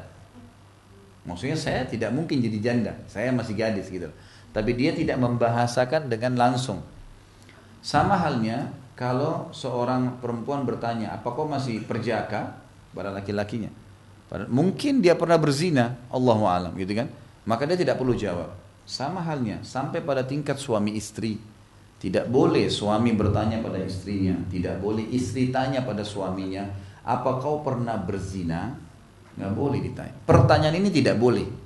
Kenapa? Karena bertanya sesuatu yang telah lalu tidak boleh dalam agama. Tidak bisa. Sekarang ini istri saya, ini suami saya, udah ini depan saya. Inilah dia. Nggak usah korek-korek masa lalu, karena korek masa lalu membuat masalah baru dalam hidup kita. Membuka pintu setan, kita jadi tidak tenang, tidak tentram. Kata ulama nggak usah. Pasangannya tidak boleh jawab, yang bertanya tidak boleh bertanya. Jadi jelas ya, tidak boleh ditanya. Udah, sudah menikah ya sudah, gitu kan. Bukan lagi saatnya bertanya. Ini perlu.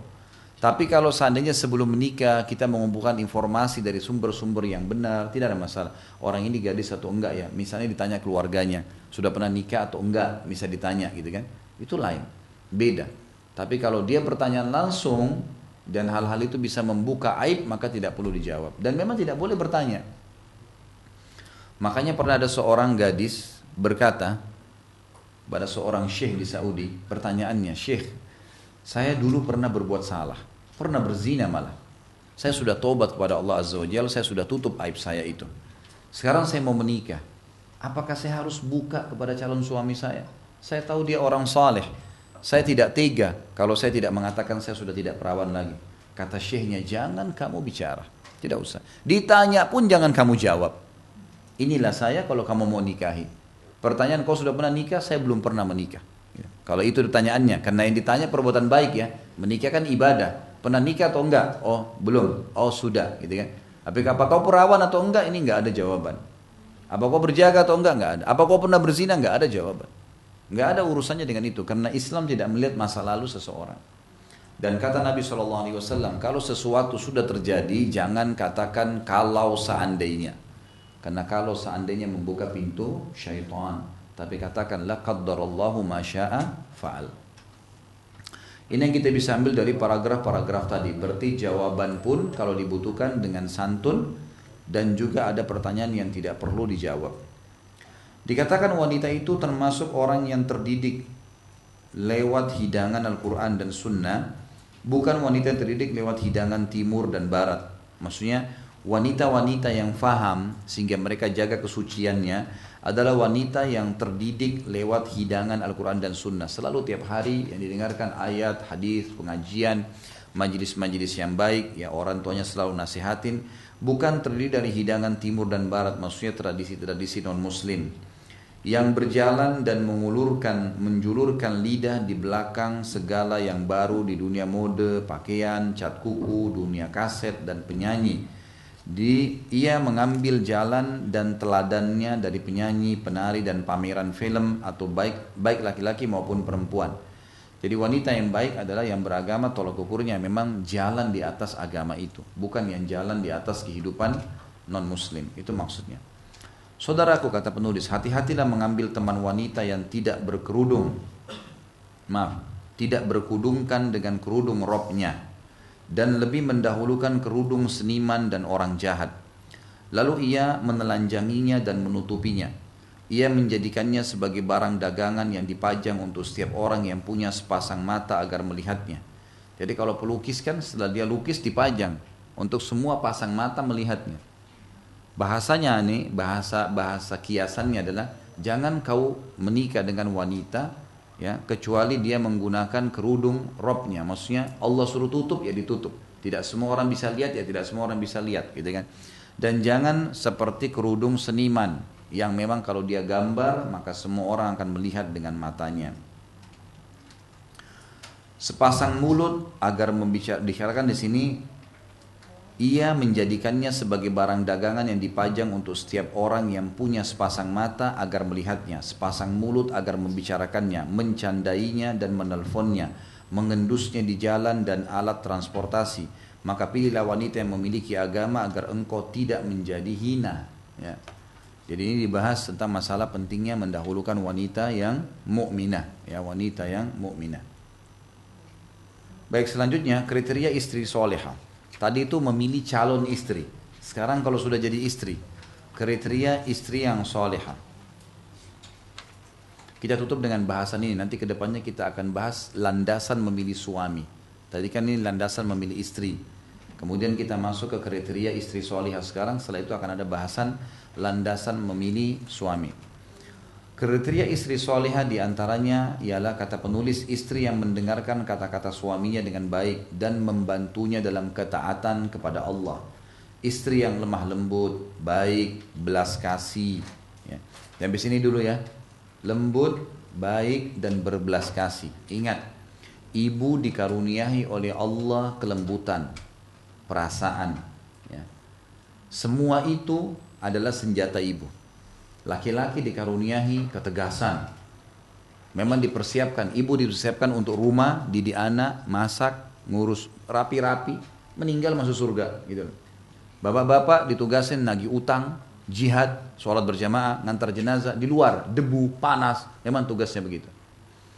Kalau ibu menghadapi suami sebagaimana sifat laki-laki, misal ada ibu-ibu maunya tunjukin sama suaminya dengan kata-kata kasar, seperti laki-laki, maka pastikan suaminya akan hadapi dia seperti laki-laki. Kan gitu. Ibu jangan heran kalau suami tiba-tiba kasar karena ibu memulainya. Gitu. Tapi ibu punya senjata. Air mata, kelemah lembutan, kata-kata santun, ya, bercanda. Semua itu adalah senjata yang tidak dimiliki oleh laki-laki. Kalau itu yang digunakan, laki-lakinya akan sayang dengan dia. Karena berbeda. Dia menganggap manusia mau dilindungin. Beda. Saya pernah punya teman nikah, subhanallah, 6 bulan diceraikan istrinya. Kaget. Saya tahu orang agama nih. Selalu duduk sama saya, ngobrol hampir tiap hari. Kebetulan beliau orang Mekah ya. Kemudian saya ngobrol sama dia. Akhi, syekh dia sebenarnya, tapi teman dekat saya, dosen di Ummul Qura. Saya tanya, kenapa antum ceraikan istri? Dia cerita, saya ceraikan istri saya. Kenapa antum ceraikan? Ada apa kok diceraikan? Ya akhi, ente orang agama. Saya nasihatin dia lebih dulu kan. Setelah itu langsung dia bilang sama saya, ente nggak kenal, ente nggak tahu ya Khalid, ente ini tidak ngerti. Saya ceritain, dia bilang, karena kamu sudah bertanya saya ceritain. Ini perempuan tidak ada bedanya sama dengan teman saya di kantor, persis, laki-laki, gitu kan. Kalau saya pulang kantor, pulang ngajar dari kampus, di depan pintu, begitu buka pintu, yang paling pertama tangannya di pinggang lalu bertanya, kenapa kau telat? Nggak ada sambutan, senyum yang betina perempuan.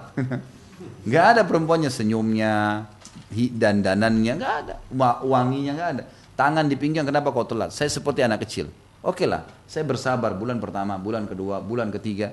Saya nasihatin baik-baik sama. Belum cukup di situ, dia bilang, saya masuk ke rumah, tas saya tidak diambilin, saya buka sepatu sendiri, saya masuk duduk di ruang tamu, baru buka sepatu, saya tanya, ada makanan nggak? Itu ada di meja makan, silakan. Makan sendiri di meja makan, gitu kan? Nggak ditemanin duduk makan, disendokin, kan nggak ada. Jadi tidak ada sesuatu yang dia bisa menyentuh suami untuk sayang sama dia, nggak ada. Lebih parah lagi dia bilang, saya kalau malam lagi ngetik tugas, mau ngajar besok, ngetik tugas di komputer, dia datang, tangannya sama selalu di pinggang, ayo tidur sudah malam. Ini dia bilang saya nikah sama polisi atau perempuan. Memang begitu polanya, gitu kan. Saya nasihatin nggak mau dengar, memang jawabannya saya sudah begini, terserah mau terima atau enggak, ya sudah dicerain. Gitu. Padahal orang ini sangat luar biasa, saya tahu orangnya masya Allah imannya baik dan dia santun, dia nasihatin dengan baik, tidak mau dengar. Jadi hati-hati, di sini banyak orang salah guna. Sama laki-laki kalau kita balik ya, laki-laki antum diberikan ketegasan, suaranya memang lebih lantang untuk memimpin. Jangan antum tiba-tiba ubah menjadi seperti perempuan. Enggak ada nilai depan istri nanti. Hah? Tiba-tiba berubah mulai ke saya nggak sebut. Pasti nggak dihormatin sama suaminya. Semua perempuan suka laki-laki yang tegas, yang jantan, gitu kan. Ini kalau pulang ke rumah terus berubah semua, ini hati-hati. Ya. Ini tidak baik, semuanya begitu. Harus sesuai dengan karakternya. Perempuan suka alaminya dengan laki-laki yang pembela, melindungi gitu kan. Tapi bukan kasar ya. Beda tegas dengan keras. Keras haram, nggak boleh. Tegas halal. Tegas itu gini, saya nggak mau kau gini, saya mau kau begini, saya mau kau ikut. Itu lain, tegas. Tapi kasar itu mulutnya kasar, matanya tajam, tangannya melayang. Ini nggak boleh dalam Islam. Haram, nggak boleh dalam Islam. Gitu kan. Jadi harus difahamin ya. Letakkan masing-masing dengan karakternya. Dikatakan istri yang mendengarkan kata-kata suaminya dengan baik dan membantunya dalam ketaatan kepada Allah. Istri yang lemah lembut, baik dan belas kasih. Kemudian zuhud.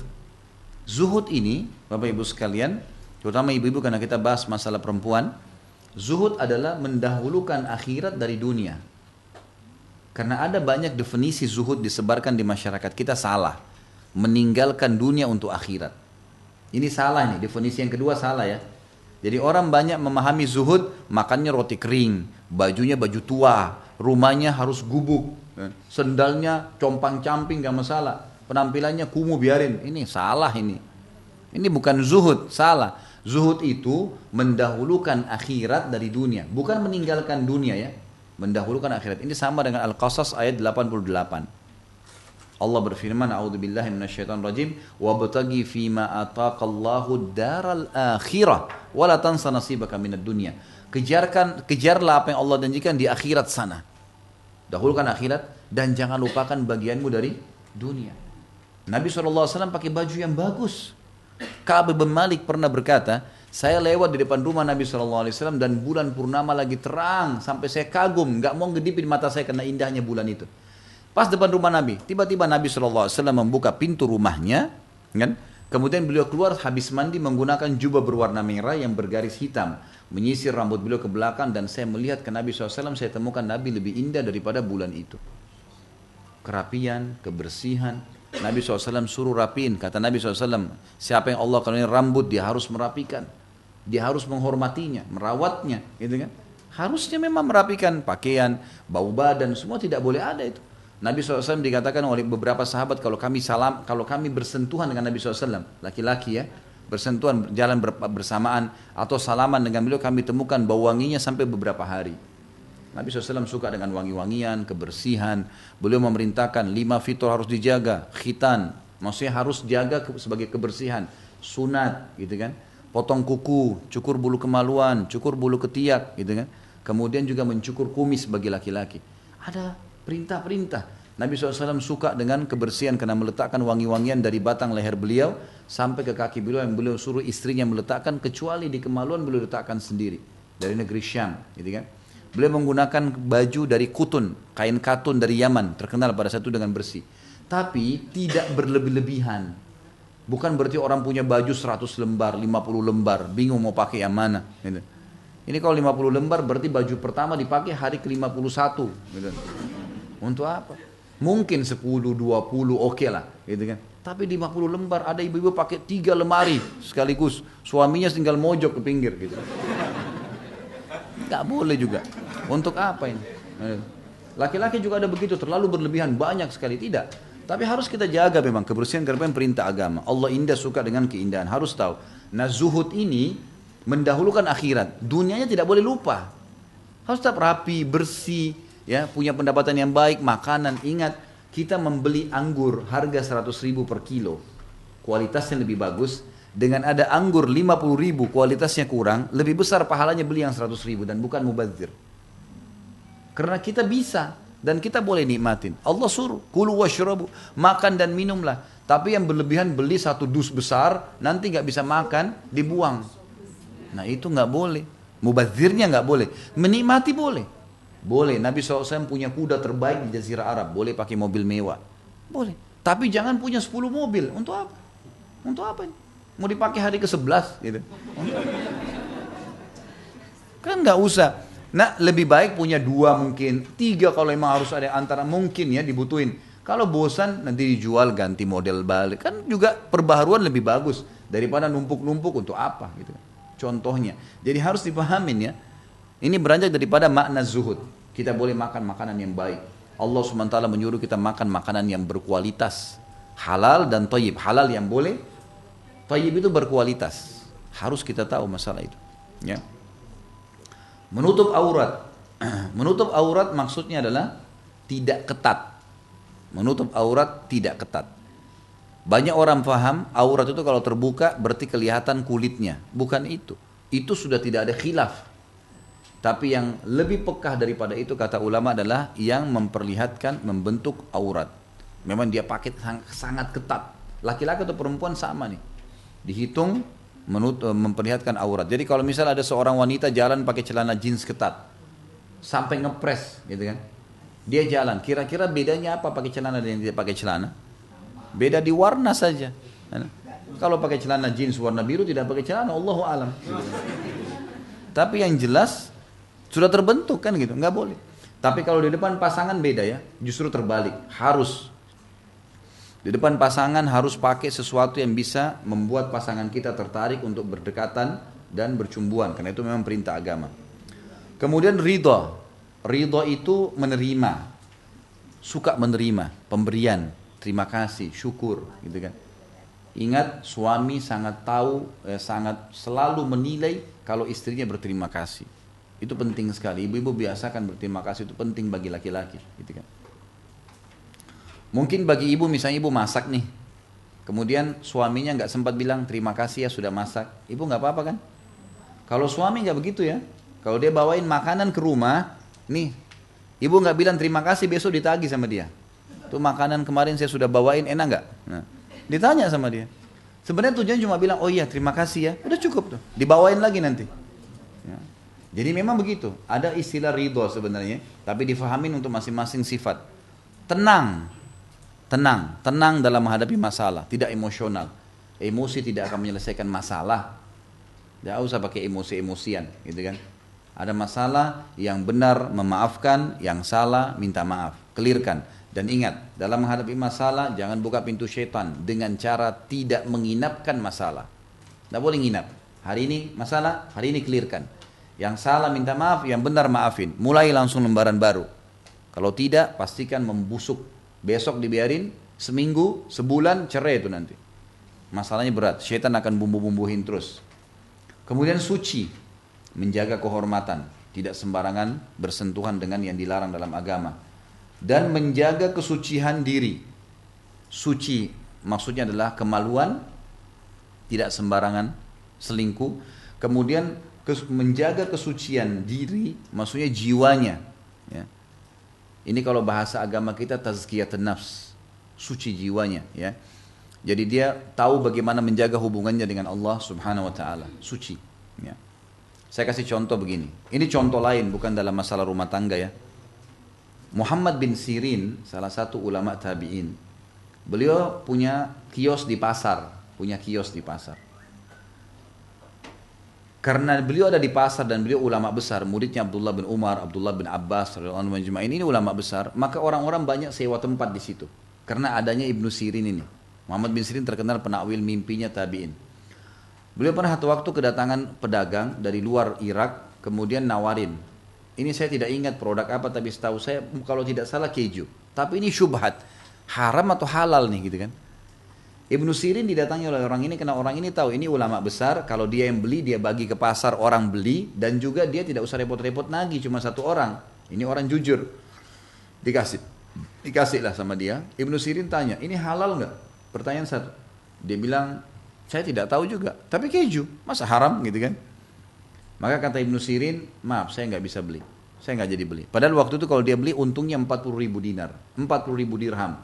Ini bisa belasan bahkan puluhan juta keuntungannya. Begitu dia beli, dia sebarin langsung laku, gitu kan? Ditinggalin sama dia. Ringkas cerita nggak jadi transaksi, orang ini jual pada orang-orang lain yang masih kurang imannya, dibeli semua sama dia. Ibnu Sirin tidak mau. Besok pagi ada satu orang datang ke toko Ibnu Sirin, beli barang 2 dirham. 2 dirham, produk kecil. Mungkin kalau sekarang sudah cukup tinggi, kalau misalnya 1 dirham sekarang 50.000 ya, mungkin sekitar 100.000 rupiah. Tapi dulu waktu awal-awal dirham masih murah. Beli, kemudian orang ini ambil, dia lupa karena keasyikan ngobrol sama Ibnu Sirin, dia lupa kalau dia sudah bayar atau belum. Tiba-tiba mau keluar dari toko, kata Ibnu Sirin, sebentar. Hai saudaraku, kau belum bayar? Kata dia, saya sudah bayar. Dia yakin. Kata Ibnu Sirin, demi Allah kau belum bayar. Bersumpah atas sama Allah untuk 2 dirham nih. Lalu kata dia, ada orang itu, demi Allah saya sudah bayar. Dibalas sama, ribut nih gara-gara 2 dirham. Orang-orang pasar pada ngumpul. Kata Ibnu Sirin, saudaraku, kau letakkan barang itu kembali atau kau bayar 2 dirham. Karena dia malu, maka dibayar 2 dirham. Orang itu pergi. Satu pasar nanya, wahai Ibnu Sirin, kemarin anda tinggalkan 40.000 dirham karena syubhat. Sekarang anda sumpah memperebutkan 2 dirham. Apa kata Ibnu Sirin? Iya, karena saya tahu kalau dia tidak bayar akan haram buat dia barang itu. Saya bersumpah karena itu. Lihat bagaimana pekahnya mereka menjaga kesucian diri. Ibnu Sirin pernah beli, Bapak Ibu sekalian, madu satu gentong, 250 kilo madu. Datang orang tawarin, dia tidak ada duit. Lalu dia bilang sama pemilik madunya, saya nggak ada duit nih. Madunya madu asli, madu bagus, mahal. Kata orangnya, nggak apa-apa, Anda bayar nanti 3 pekan kemudian. Baik. Ada Ibnu Sirin, baiklah kalau dituang dari wadahnya penjual kepada wadah dia. Setelah ditutup tokonya malam hari, rupanya Ibnu Sirin lupa tutup. Gentong itu lupa ditutup. Besok pagi dia buka tokonya, ada tikus mati di situ. Di dalam madu bagian atas ya. Coba kalau Bapak Ibu di sini yang terjadi, satu gentong madu 250 kilo ya. Mungkin sebesar meja ini, gitu kan. Itu ada tikus mati, apa yang Bapak Ibu lakukan? Buang semua. Yakin?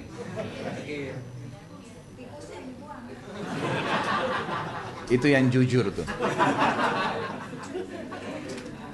Orang-orang waktu itu Ibnu Sirin lakukan apa? Beliau lihat tikus nggak diangkat sama dia. Dipanggil pegawainya, suruh angkat gentong itu, buang semua madu ini di sungai, alirin di sungai, semuanya.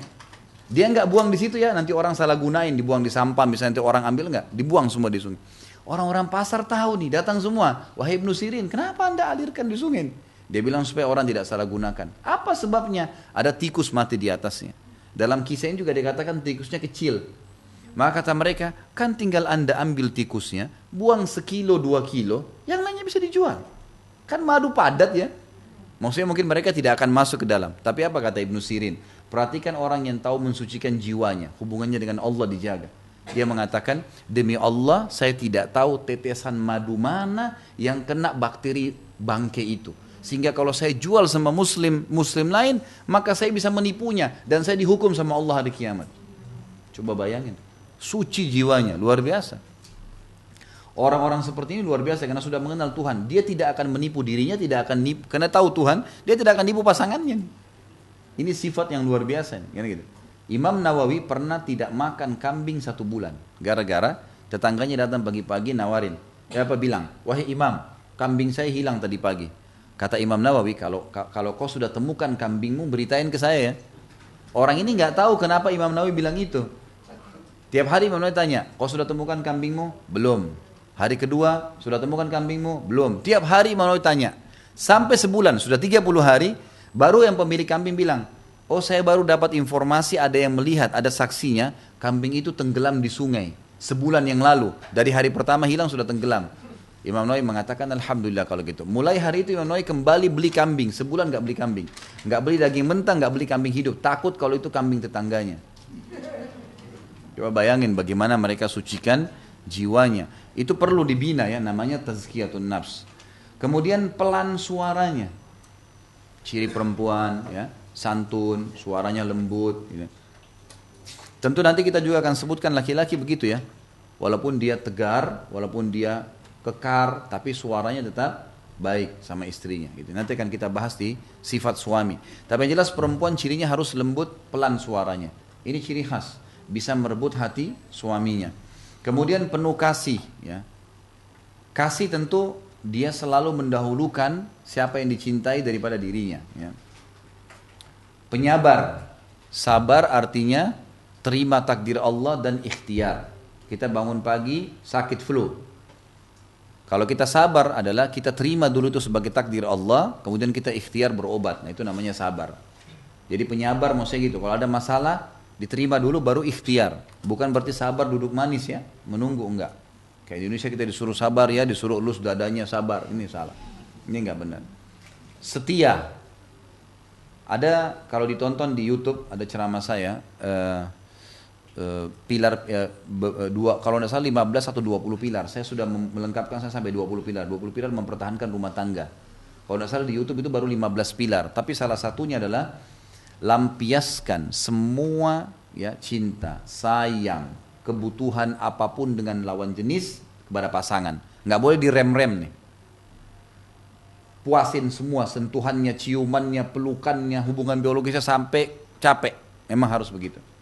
Pelampiasan itu akan memunculkan kesetiaan. Banyak orang diredam oleh setan kata ulama di poin itu. Udahlah nggak usah berlebihan, udahlah begini, udahlah begitu. Sampai kadang-kadang karena seringnya berhubungan akhirnya tidak mau dandan lagi, Tidak, sudahlah saya tidak dandan aja sudah disentuh apalagi dandan gitu. Ada pernah perkataan begitu tuh, suaminya ngeluh gitu kan. Istri saya ini sampai tidak mau dandan, katanya tidak dandan aja didekatin. Ya pastilah saya dekatin, dia bilang, karena saya kalau tidak berhubungan sama dia saya malah terganggu. Gitu. Dia bahasakan, akhirnya istrinya walaupun bau kecut, walaupun ini tetap aja ya minta untuk disentuh. Ini nggak boleh. Berhubungan dengan kesetiaan itu ya. Setia itu berarti memang mau berkorban gitu. Ya. Ia adalah istri yang tidak menginginkan laki-laki lain. Semenjak menikah, habis ceritanya laki-laki lain. Sudah tidak ada poliandri dalam Islam, habis ceritanya. Suami ini ya suami ini. Kekurangannya, kelebihannya adalah inilah suami saya. Dan ingat saya katakan tadi kata kuncinya duniawi. Ada kekurangannya sabar, kan gitu. Sabar aja sebentar. Saya bilang sama istri saya, pada saat dia berpikir untuk melakukan satu kegiatan-kegiatan ekstra tambahan, saya bilang, sebentar. Ini ranjang, tempat kamu tidur kapan ngantuk. Ini kamar mandi, tinggal masuk kalau kau butuh sesuatu hajat kamu. Lapar, haus, buka kulkas, tinggal suruh mbak ada yang bantu di rumah. Makan, anak-anak ada, alhamdulillah. Suami pulang kau bisa temuin, mati masuk surga. Gitu. Untuk apa buat program baru nih? Tambah-tambah repot-repotin untuk apa? Kecuali darurat, gitu kan? Maka harus diketahui. Nah biasanya orang banyak menambah-nambah program-program tambahan yang menyibukkan diri dia, akhirnya tugas utama terbengkalai. Kemudian menyebut-nyebut kepada suaminya apa yang telah diperbuatnya. Di sini ya dikatakan di sini ia istri yang tidak. Jadi mulai dari kata-kata kalau yang pegang buku dikasih garis, ia tidak menginginkan laki-laki lain. Artinya kalau dia sampai bernyebut laki-laki lain atau menginginkan, ini sudah melanggar. Kemudian dia juga tidak menyebut-nyebut kepada suaminya ya, apa yang telah dia perbuat, apa yang telah diperbuatnya ya. Dia perbuat ataupun suaminya buat. Jadi misal dia sudah buat apa saja, jangan usah terlalu banyak disampaikan kepada suami. Allah tahu kok. Kalau darurat sampaikan oke. Ya, jadi nggak perlu sampai berlebihan. Banyak mengeluh, ini juga harus diredam ya. Tidak usah terlalu banyak mengeluh, karena keluhan itu akan hanya menambah masalah. Apalagi pada saat suami capek, pulang, butuh untuk ditemenin dan seterusnya. Suka memukul. Ya. Ini mungkin ada sebagian perempuan yang begini ya. Sebab saya temukan ada seorang ikhwah mengeluh. Saya tiba-tiba waktu masuk di condet, dia telepon saya, Ustadz darurat saya mau ketemu Ustadz. Kenapa ini? Pas saya lagi pulang pengajian, memang pas ada waktu itu. Baiklah kita mampir di pinggir jalan. Kemudian mampir di sebuah rumah makan, sebentar duduk ngobrol. Dia bilang, anak ceraikan istri anak Ustadz. Loh, kenapa diceraikan? Apa masalahnya? Dia bilang, masa kalau saya mau keluar kerja selalu diikuti dengan kecurigaan. Kalau anak mau bekerja diikuti dengan kecurigaan. Selalu curiga. Seakan-akan saya ini sudah tidak beriman sama Allah. Padahal tidak ada apa-apa sama sekali. Kecemburuan buta. Plus lagi, kalau ada sesuatu yang dia inginkan dan saya tidak penuhi, maka pintu ditahan. Dan harus dipenuhi. Kalau enggak, berantem. Pukul-pukul saya, akhirnya dorong-dorongan, dan saya kena emosi, saya juga mendorong dia. Ini selalu terjadi, sudah saya ingatkan. Jangan pancing emosi saya sebagai laki-laki, berbahaya. Tidak mau dengar. Akhirnya terjadi pukul-pukulan dan pisah gara-gara itu. Dipulangkan. Setelah diantar pulang ke orang tuanya baru nyesal. Gitu ya. Baru minta-minta kembali. Ini tidak boleh sebenarnya. Jangan sampai menggunakan pukulan. Karena kalau ibu sudah mulai mukul, suami lebih kuat. Nggak boleh. Dia lebih keras pukulannya nanti. Tapi kalau dirangkul, ya pukulan mendatangkan pukulan. Rangkulan mendatangkan alhamdulillah, rangkulan juga, pasti, kan gitu. Kemudian gemar bersolek, ini, ya, dalam arti kata di sini yang dia maksud berdandan buat suami ya, itu boleh. Tapi bersolek selain suami, selain mahram tidak boleh. Di mahram pun ada batas, mahram pun ada batas. Ayah, saudara, paman, keponakan, semua mahram tidak boleh nikah. Tapi ada batas ya. Yang mereka boleh lihat leher ke atas, siku ke bawah, lutut ke bawah. Selain daripada ini tidak boleh. Kan itu. Tidak boleh dilihat oleh mahram. Ya, jadi harusnya dijaga, dikontrol. Sama mahram pun, kecuali suami. Suami berbeda, semuanya tidak masalah. Kemudian ada juga di sini sifat-sifat yang tidak baik adalah penipu. Ada perempuan yang begitu ya, memang bawaan dia. Dan ini pelanggaran agama, pendusta. Ini sudah pernah juga saya jelaskan, jangan pernah membuka pintu dusta karena dusta itu berbahaya sekali. Ya. Pernah ditanya kepada Nabi SAW, apakah orang mukmin itu bisa penakut? Ya, bisa saja dia takut, kata Nabi SAW, iya. Apakah orang mukmin bisa pelit, masih perhitungan? Kata Nabi SAW, iya. Lalu kata sahabat tersebut, apakah orang mukmin berdusta? Kata Nabi SAW, tidak. Tidak akan pernah ada dusta dalam kehidupan. Menginginkan segala yang dilihatnya, ini juga tidak boleh ya. Yang tidak boleh ini.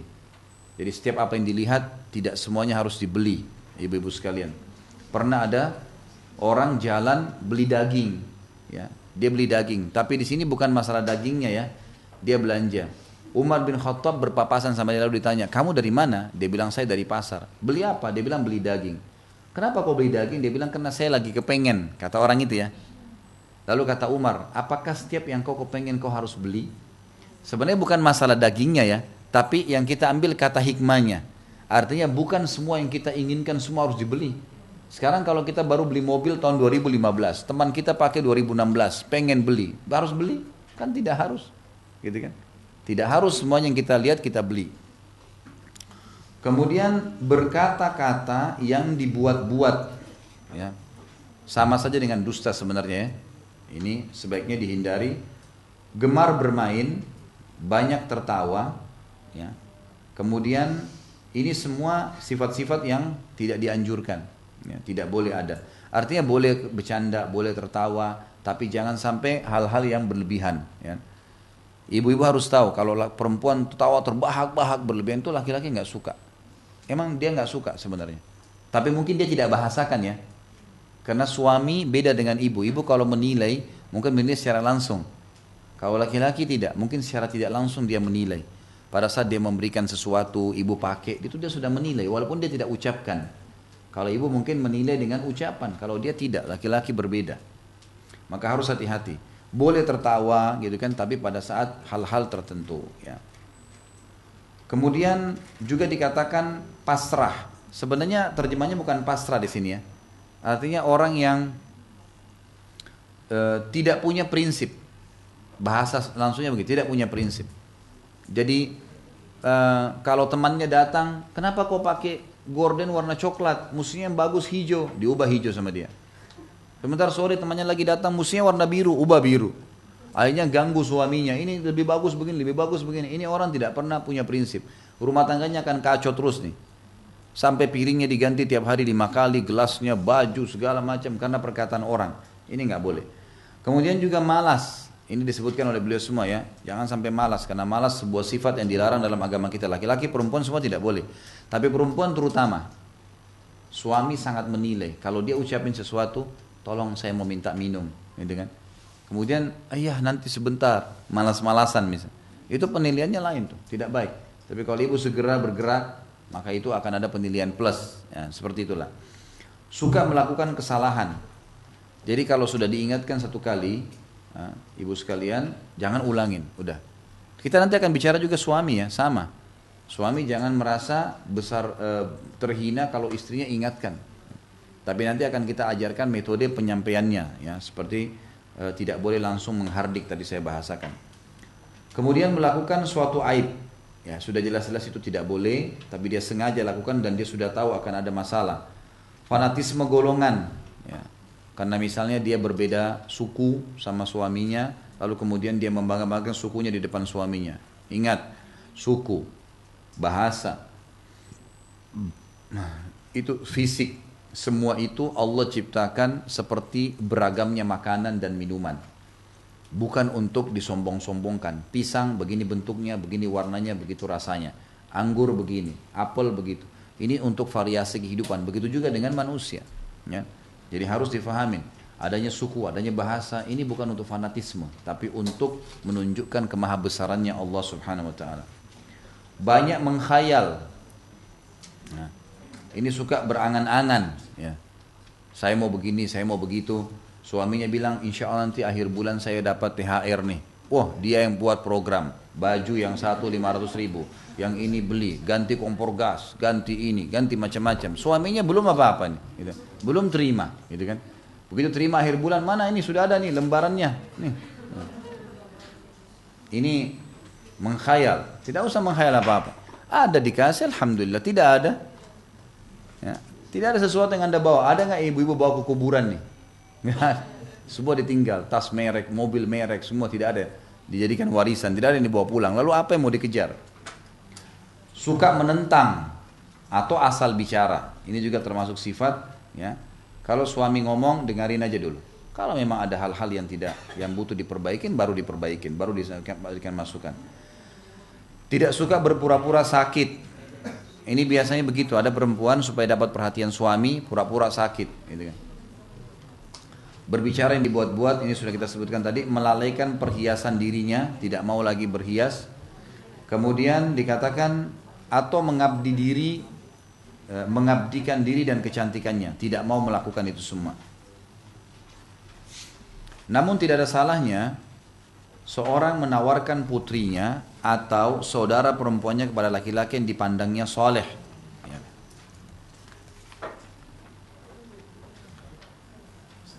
Kalau ada laki-laki soleh, saya sudah pernah bilang, tidak aib kalau kita menawarkan diri, seorang muslim menawarkan dirinya kepada laki-laki soleh tapi dengan cara yang santun, atau ya saudaranya tawarkan saudarinya, atau orang tua tawarkan anaknya.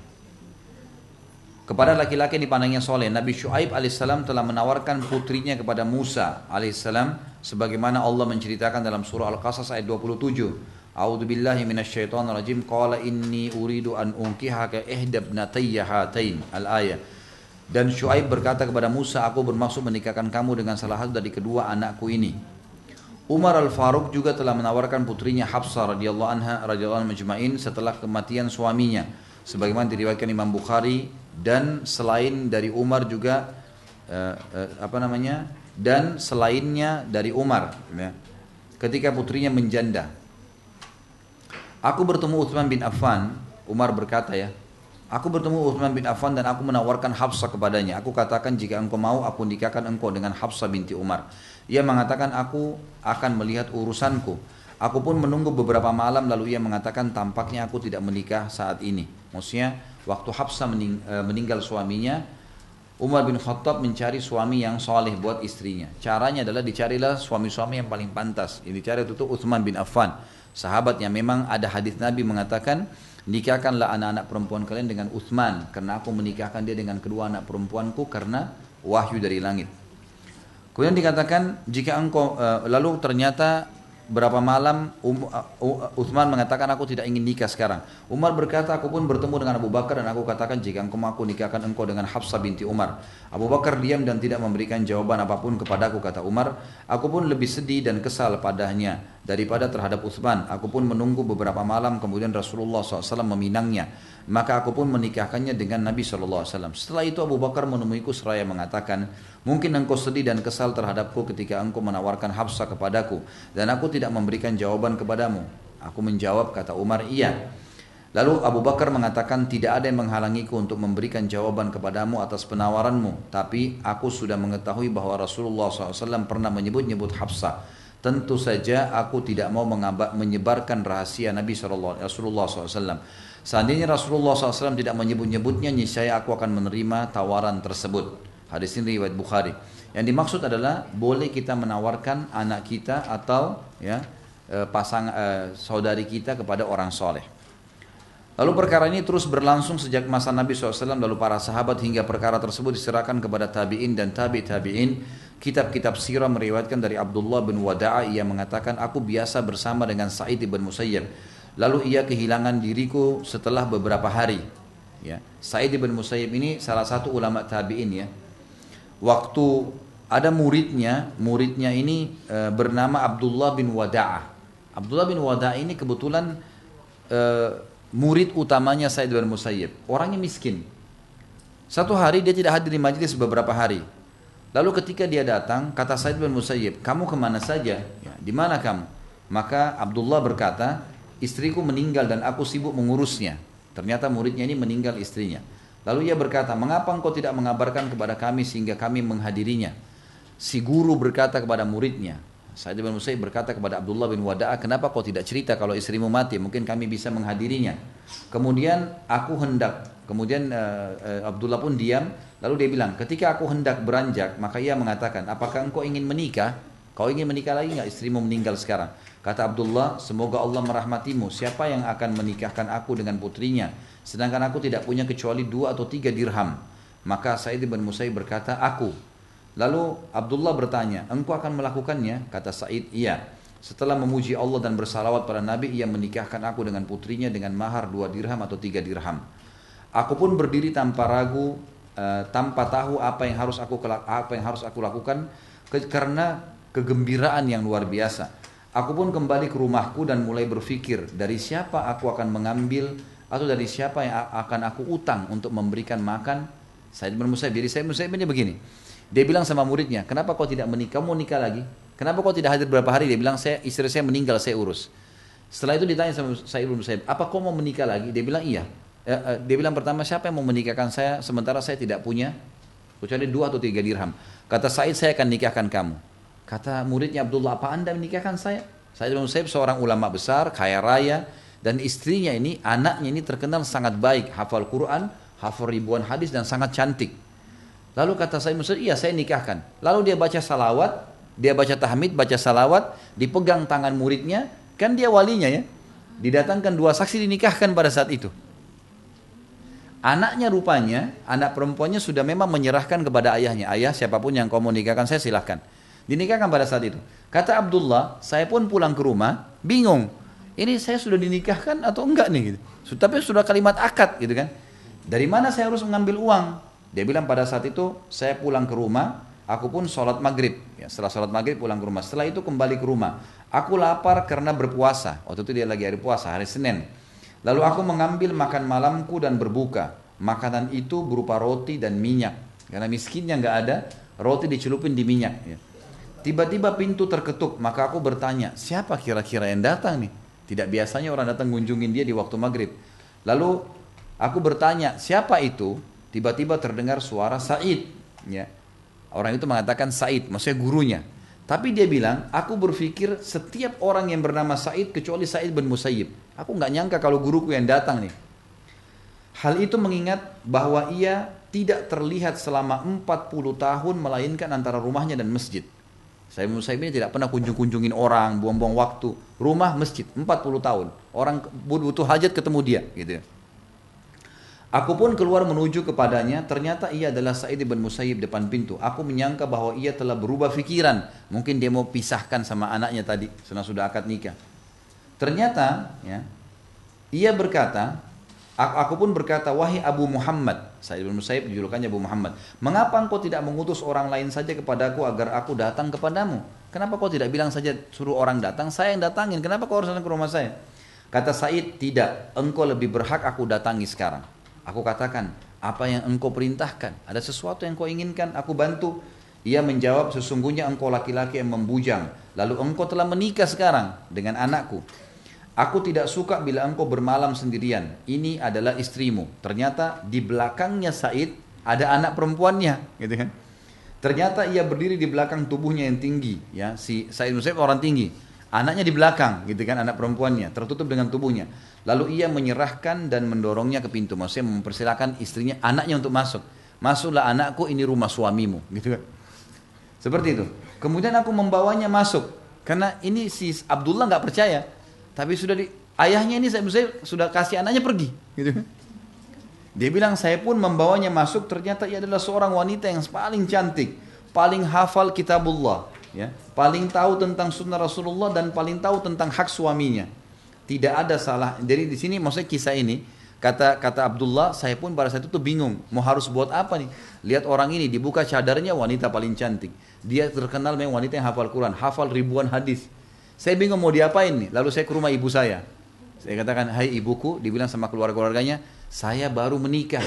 Kata ibunya, siapa yang mau nikahkan kau? Istrimu baru meninggal tadi, gitu kan? Baru meninggal tadi istrinya, baru dikubur, hari itu sudah dinikahkan. Dia bilang Sa'id bin Musayyib. Sa'id bin Musayyib ini, Bapak Ibu sekalian, perlu diketahui, anak dia perempuan ini dilamar oleh calon khalifah dan dia tolak, dia nggak mau, gitu kan? Ada khalifah, calon khalifah, kandidat khalifah, begitu ayahnya mati dia jadi khalifah. Itu lamar, nggak diterima sama dia, nggak diterima. Lalu kata mereka, anaknya Sa'id bin Musayyib itu dilamar oleh kandidat khalifah dan dia tolak. Kau mau diterima gimana? Dia bilang demi Allah saya dinikahkan, gitu kan? Dan anak itu sekarang ada di rumah saya. Gitu. Kata ibunya, wajahmu saya haramkan dari wajah saya sampai saya melihat orang itu. Maksud ini biasa orang-orang Arab membahasakan itu ya. Artinya saya tidak akan lihat kau sampai saya buktikan. Gitu. Betul-betul ibunya datang dilihat, benarnya anaknya Sa'id bin Musayyib deh. Didatangkan perempuan, kata ibunya, jangan kau sentuh wanita ini sampai saya berikan dia yang layak sebagai seorang wanita. Lalu ibunya pinjam uang segala, dirayakan perkawinan tersebut, baru kemudian tinggal. Kata dia, setelah itu saya temukan dia adalah wanita yang paling kecil suaranya, paling bagus hafalannya, gitu ya, paling kuat imannya, paling bakti sama suaminya. Allah SWT kasih. Tapi saksi bahasan didatangkan kisah ini adalah karena bolehnya seseorang menawarkan anaknya, saudarinya, bahkan dirinya sendiri kalau muslimah kepada orang soleh. Karena itu memang paling layak. Abdullah bin Wada' tadi orang soleh.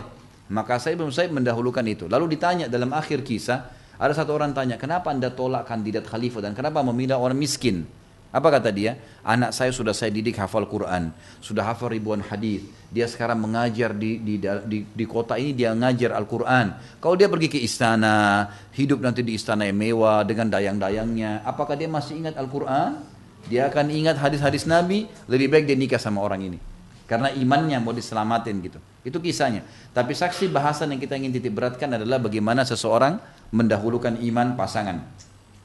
Menutup bahasan kita, tidak ada salahnya pula seorang wanita menawarkan dirinya kepada laki-laki yang dipandangnya sebagai suami yang soleh untuknya.